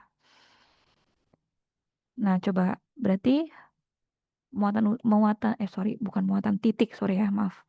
Titik ujinya agar medan magnet, kuat medan magnetnya itu sama dengan nol, berarti kan harus di luar, betul nggak? Nah, di luar berarti di samping mana tuh? Di samping kawat A atau kawat B? Coba bisa jawab nggak?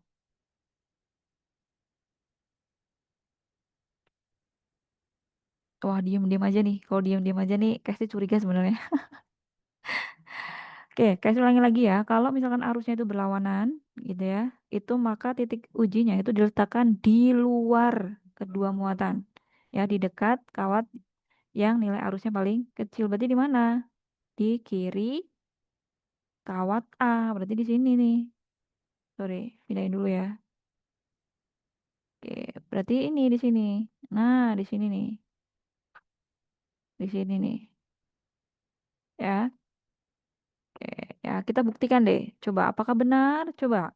Kalau kawat A, berarti arusnya ke atas. Perhatikan empat jarinya. Empat jarinya mengarah ke titik titik ujinya. Berarti kan sebelah kiri itu. Berarti apa? Keluar. Oke, berarti ini BA itu dia keluar itu titik ya.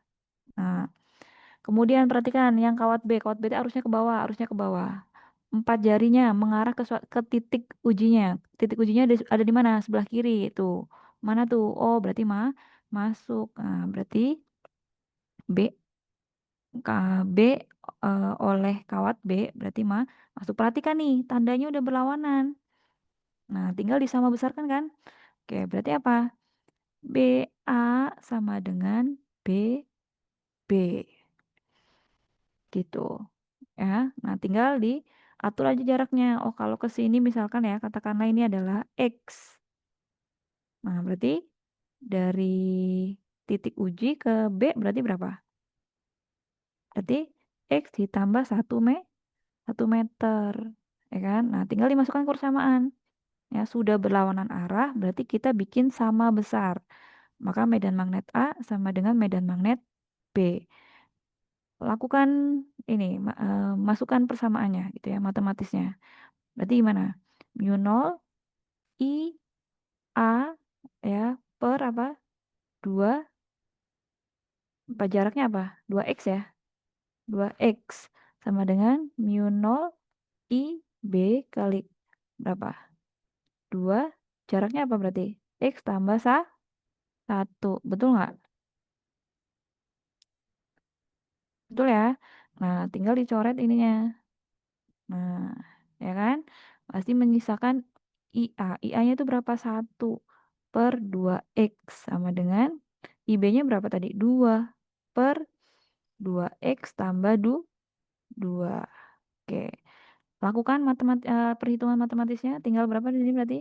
4x sama dengan 2x tambah 2. Berarti 4x min 2x sama dengan 2. Ya. Berarti 2X sama dengan 2. X-nya berarti 1 meter. Ya berarti 1 meter di mana? Nah, ini kan di kiri A ya.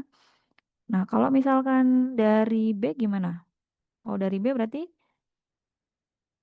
X ditambah 1 sama dengan 1 ditambah 1. Berarti 2 meter di kiri B gitu. Maka jawaban yang cocok itu yang mana? Di kiri A nggak ada, ya kan? 1 meter di kiri A berarti 2 meter di kiri B. Gini ya, yang C ya, gitu. Ya, seperti itu ya. Jadi kalau nanti menemukan soal yang dua kawat lurus gitu ya, eh dijejerin gitu. Nah, kemudian ditanya berapa, ditanya letak titik agar medan magnetnya sama dengan nol, itu cek lagi arusnya dari dua kawat itu searah nggak? Kalau searah berarti letak titiknya di tengah. Di tengah pun dekat dengan kawat yang nilai arusnya kecil. Tapi kalau arusnya berlawanan berarti letak titiknya itu di luar. Di luar pun dekat dengan kawat yang nilai arusnya paling kecil. Gitu ya. Oke. Sampai sini dulu. Ada pertanyaan? Aman ya? Oke. Kalau aman, sekarang kita masuk ke gaya ya, ke gaya listrik ya, ke gaya magnet. Oke, kalau aman kita masuk ke gaya magnet.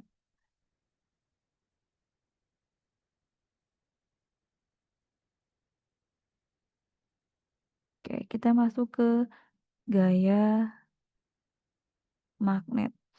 Nah, gaya magnet itu ya disebut juga dengan gaya Lorentz ya. Gaya magnet itu disebut juga dengan gaya Lorentz. Nah, untuk gaya magnet itu bisa timbul ketika satu ya, itu ada interaksi antara kawat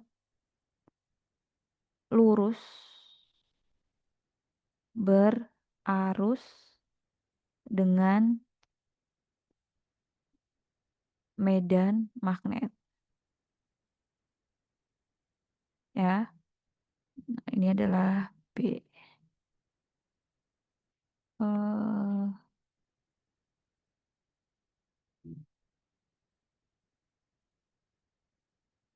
oke, ini I. Jadi pertemuan antara I dengan medan magnet. Kemudian yang kedua itu adalah ada interaksi antara ya muatan yang bergerak.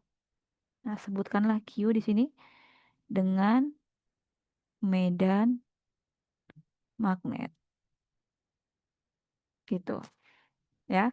Jadi gaya Lorentz yang akan kita bahas ini di sini pertama adalah kalau ada interaksi antara kawat lurus ya yang dia dialiri arus listrik kok ketemu suatu medan magnet, maka di situ muncul gaya magnet.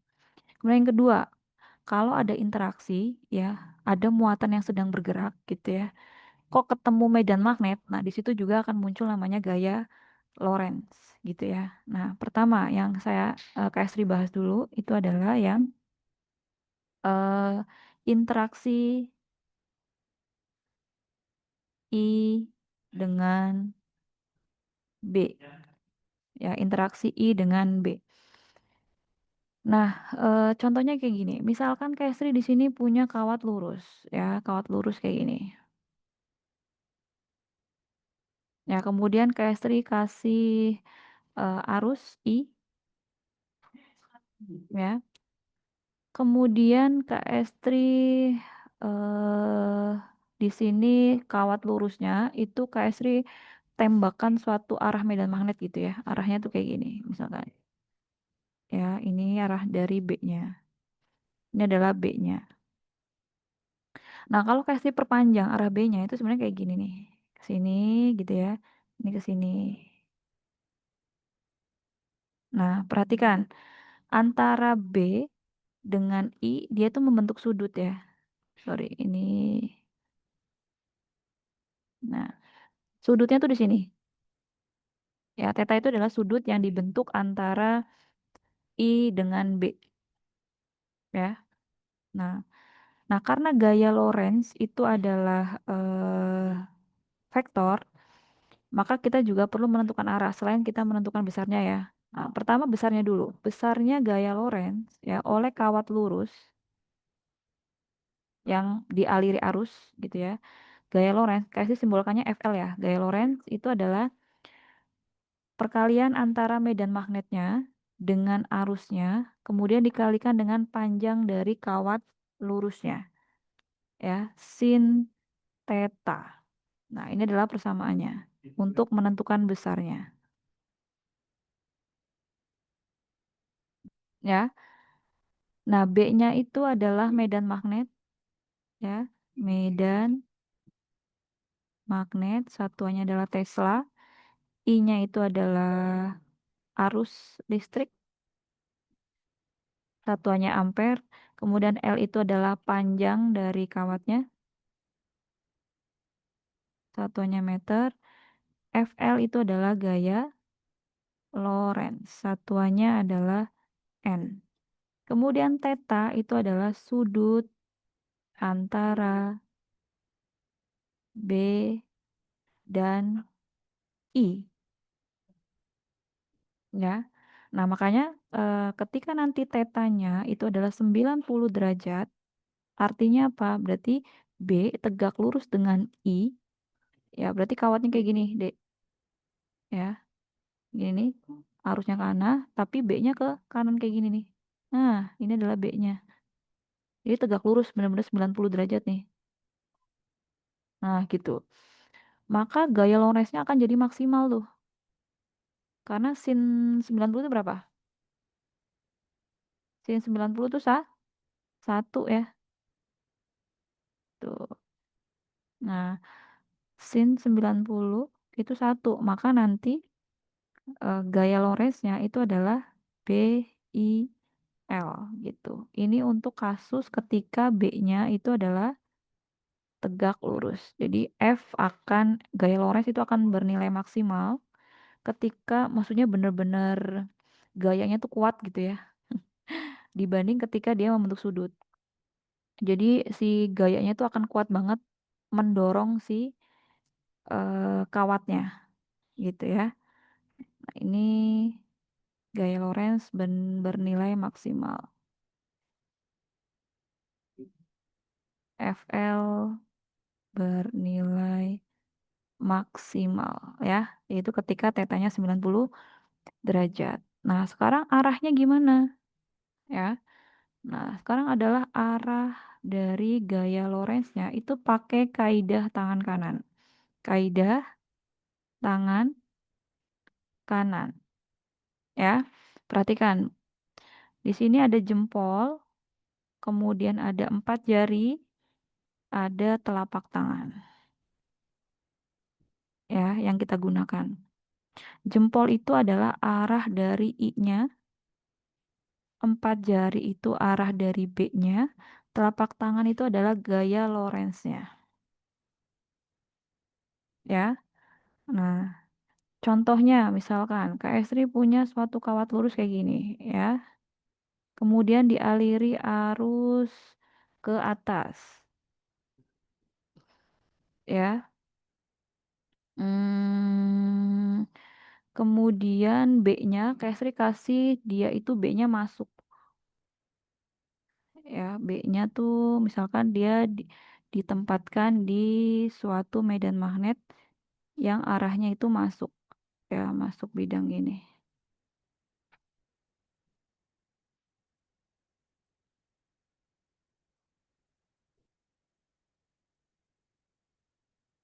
Nah, arahnya masuk coba. Kalau arahnya masuk berarti gaya Lorentz-nya kemana tuh? Ya kan berarti ini B-nya ya. Oke, berarti B-nya 4 jarinya masuk ya. Ini 4 jarinya arusnya ke atas. Berarti jempolnya ke atas. Perhatikan telapak tangannya. Telapak tangannya itu ke kiri. Berarti di sini adalah FL. Sorry. Nah, sini adalah FL. Gaya loresnya ke kiri. Nah, yang perlu teman-teman di sini pahami itu adalah untuk gaya lores, B-nya itu bukan B dari si kawat lurusnya ya. Bukan B yang ditimbulkan oleh kawat lurus, tapi B dari luar ya. Memang sengaja kita taruh B dari luar menuju apa diberikan, maksudnya diberikan ke si kawat lurusnya. Nah, ternyata efeknya itu adalah ketika kita ngasih B dari luar gitu ya, B eksternal gitu ya, bukan B yang dihasilkan dari kawat lurusnya ya. Itu ternyata akan menimbulkan gaya Lorentz. Arah gaya Lorentz-nya kemana? Kalau menggunakan kaidah tangan kanan, kalau dari contoh yang Cash diberikan, ternyata gaya Lorentz-nya itu adalah ke kiri. Nah, efeknya apa? Nah, maksudnya kita kan menentukan gaya Lorentz ini untuk apa gitu ya. Nah, ternyata ada efeknya nih. Ya, efek dari gaya Lorentz itu apa? Ya, itulah kawat itu akan bergeser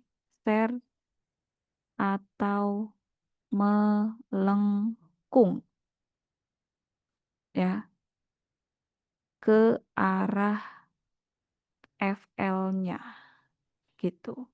Nah, kayak contohnya nih, di sini Kestri itu tadi bikin kawat lurusnya itu dialir arusnya ke atas. Terus B-nya tuh masuk ternyata gaya lurusnya ke kiri. Oke. Kalau misalkan ya, ini ujung-ujungnya nih nggak Kestri pegang nih. Ujung-ujung kawatnya nggak Kestri pegang, nggak Kestri pegang. Ternyata kayak kawatnya itu bisa bergeser deh ke sini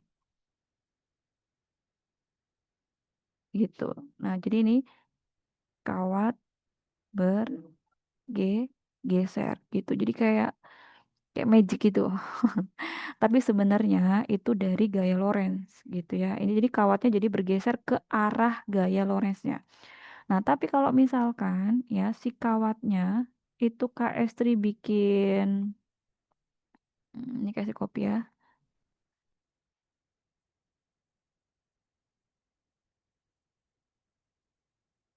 Nah, Kak Estri bikin ininya itu diikat ya ujung-ujungnya nih.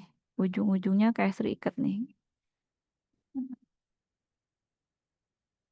Nih, Kak Estri ikat sini ya. Ini ya diikat ya ujung-ujungnya.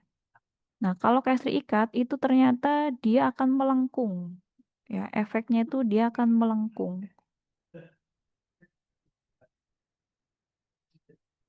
Sorry. Nah, dia kayak gini bentuknya nanti dia akan melengkung ini. Nah, gitu. Ya, ini kalau Kak ikat sini. Ini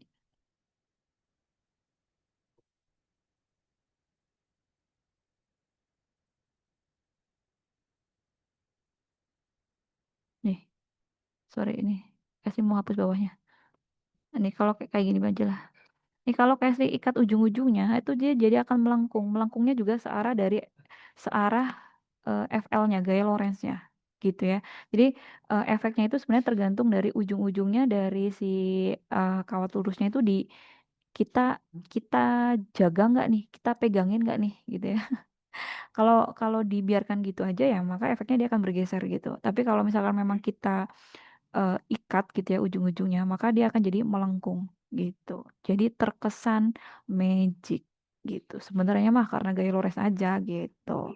Ya, itu adalah efek gaya Lorentz ketika dikenai ke suatu kawat lurus. Nah, selanjutnya adalah untuk gaya Lorentz. Ini kan gaya Lorentznya itu untuk satu kawat. Nah, kalau dua kawat tuh gimana? Ya, ini gaya Lorentz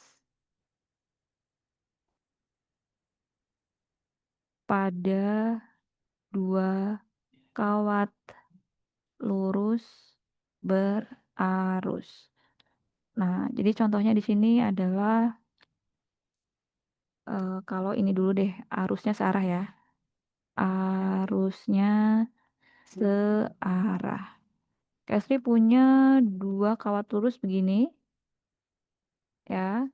Nih, Kemudian Kak Estri kasih arus yang satu ke atas, yang satu juga ke atas.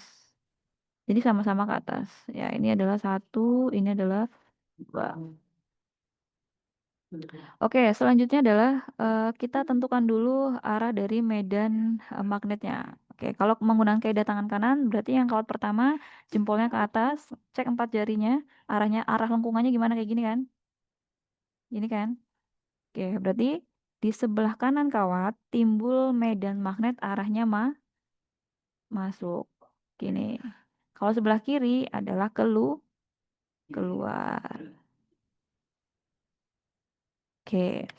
Kalau di sebelah kawat sebelah kanan, perhatikan. Sama juga ya, arah lengkungannya gini. Ya, biar tandanya beda, kasih warna beda deh, gini. Nah, berarti di sini juga sama ya. Ini masuk, ini ke luar. Ini adalah B2. Ini B2. Ini B1, ini B1. Oke. Nah, ternyata kalau misalkan ada dua kawat kayak gini, misalkan ya, kawat yang pertama, ya itu kan dia akan menimbulkan medan magnet ya, B1. Nah, kalau yang di kawat 2 akan menimbulkan B2. Nah, ternyata medan magnet dari masing-masing kawatnya itu akan saling mempengaruhi. Contoh, kawat 1 itu nanti akan dipengaruhi oleh kawat 2, yaitu oleh medan magnet B2.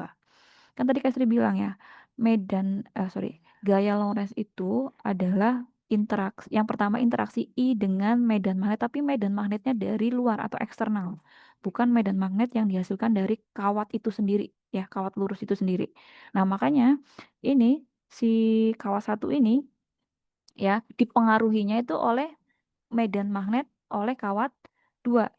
Jadi B2 ini bagi kawat 1 itu B eksternal gitu loh, yang dikenai ke kawat 1. Nah, coba perhatikan. Arahnya kemana tuh? Nah, nih. Dia arahnya adalah masuk. Keluar. Coba kalau menggunakan kaidah tangan kanan, berarti gimana? Kita mau menentukan arah gaya Lorentz di kawat pertama. Berarti jempolnya ke atas, karena I-nya ke atas. Perhatikan B-nya. Ya, B-nya kemana? Keluar. Nah, berarti kita dapat B-nya itu B yang ini.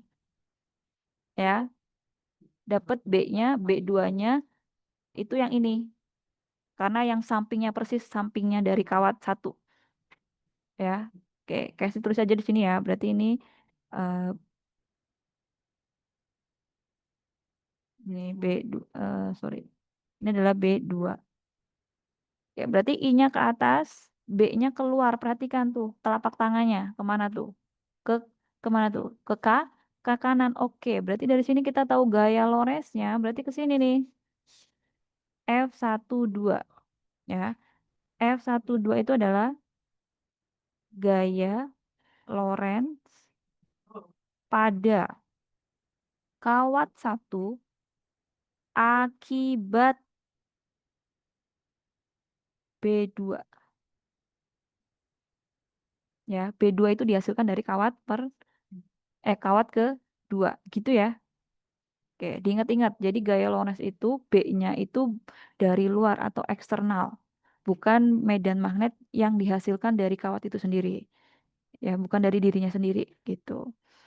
Nah, perhatikan lagi untuk yang kawat kedua. Nah, kawat kedua itu I-nya tuh ke atas juga. Nah, berarti dia dipengaruhi oleh medan magnet dari kawat pertama atau B1 yang arahnya kemana? Arahnya masuk, betul nggak? Ya kan? Berarti apa? Coba gunakan tangan kanan kalian. Berarti I-nya ke atas, ya. 4 jarinya perhatikan. 4 jarinya kemana? Masuk. Perhatikan telapak tangannya kemana tuh? Ke kiri. Oke, ke arahnya ke kiri berarti ke sini. Ini adalah F21. Gaya. Oke, di copy aja lah ya. Nih.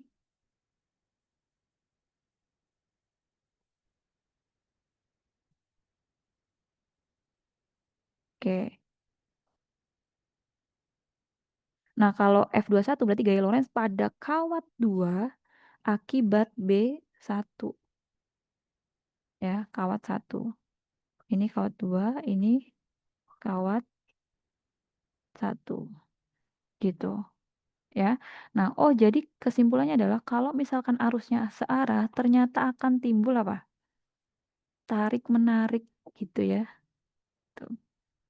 Dia akan timbul namanya di sini tarik menarik gitu. Seperti ini. Nah, kemudian kalau misalkan ya arusnya Kastri bikin berlawanan. Arusnya berlawanan. Nah, itu gimana?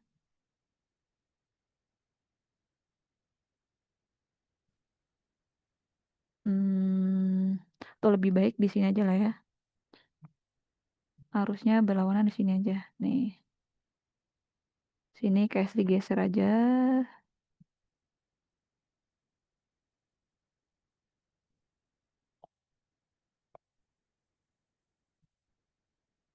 Ini tarik menarik. Nah, kalau misalkan arusnya berlawanan. Nah, kalau berlawanan nanti seperti ini berarti gambarnya. Sini, sini. Oke, yang satu arusnya ke atas, I1, yang kedua ke bawah, I2. Oke, berarti kita tentukan arah B-nya dulu ya. Nah, ini kan berarti kayak gini ya. Nah, berarti di sini adalah masuk ya. Nah, ini adalah B1. Ini adalah keluar di sini. Sama kayak yang di sini nih, ya. Bisa kan ya nentuin ininya ya. Ini adalah B1. Nah, kemudian kalau yang I2 arahnya ke bawah tuh, berarti putarannya gimana arah B-nya? Kayak gini kan, ke sini kan? Kebalikannya gini kan? Ya kan? Nah, berarti yang di sini yang masuk ke sini. Ini adalah B2-nya. Nah, kalau di sini berarti arahnya ke luar. Gitu. Nah, tadi kan Kak Sri bilang bahwa gaya Lorentz itu dia adalah interaksi I dengan B, tapi B-nya dari luar. Jadi kalau di kawat pertama, berarti dapat B-nya dari B2. Nah, B2-nya tadi yang mana? Yang di sini. Nah, masuk kan di sini kan? Nih, yang terdekat kan ini ya. Ya kan? Berarti dia masuk ini B2-nya. Nah, kalau yang di kawat 2 berarti dipengaruhi oleh B1. Arahnya kemana? Masuk juga.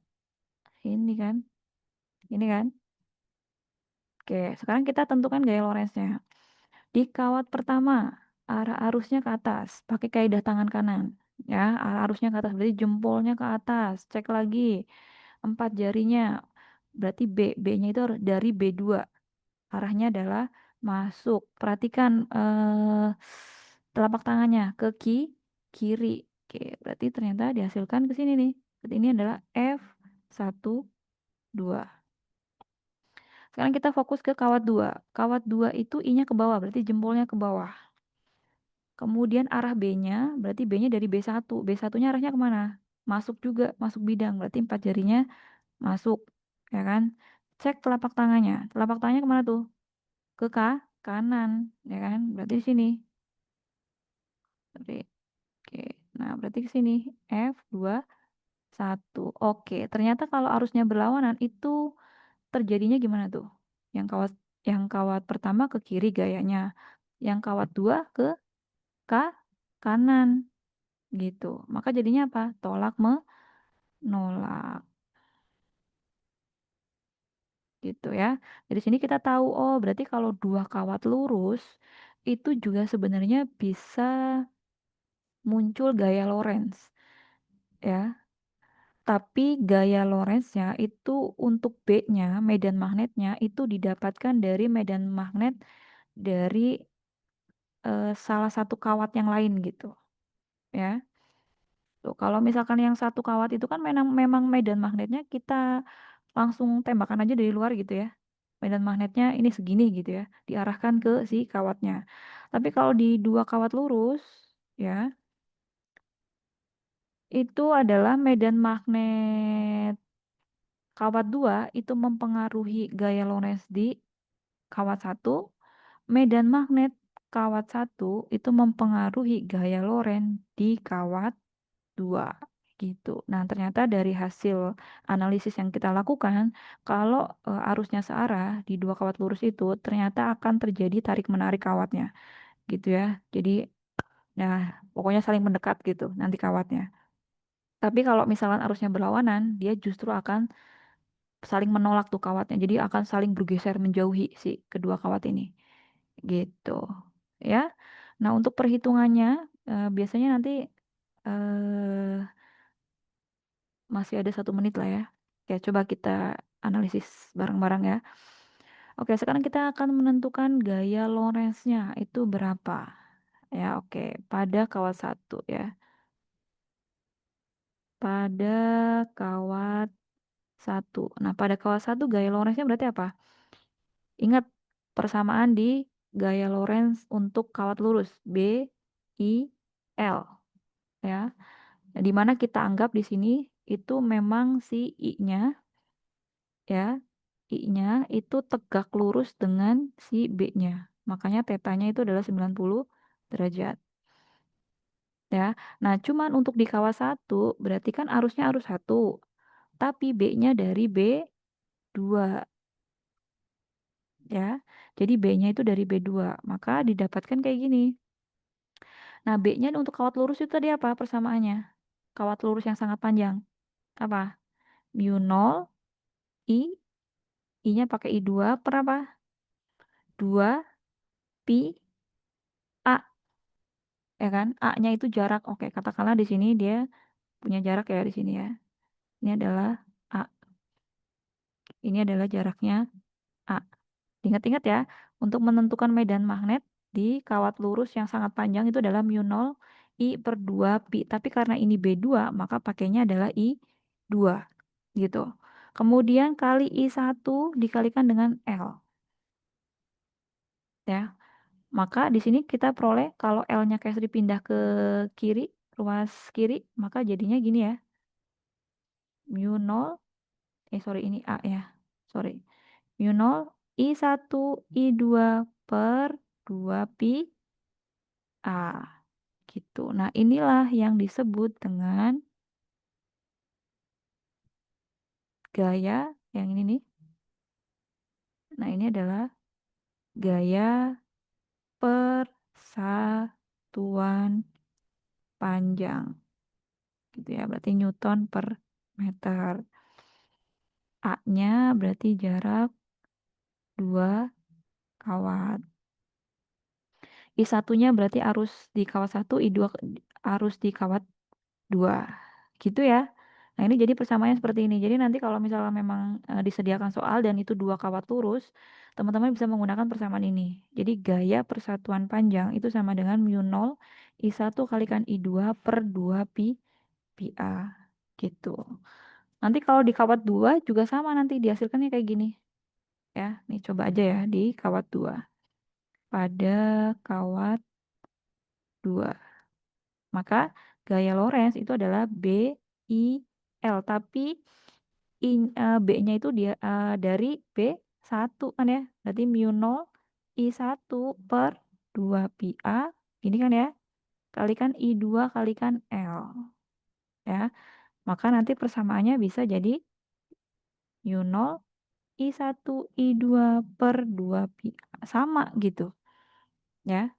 Jadi persamaan ini itu mau digunakan di kawat 1 kawat 2 sama aja gitu ya. Ini untuk gaya persatuan panjangnya tuh persamaannya seperti ini. Gitu. Oke, mungkin ini aja dulu ya.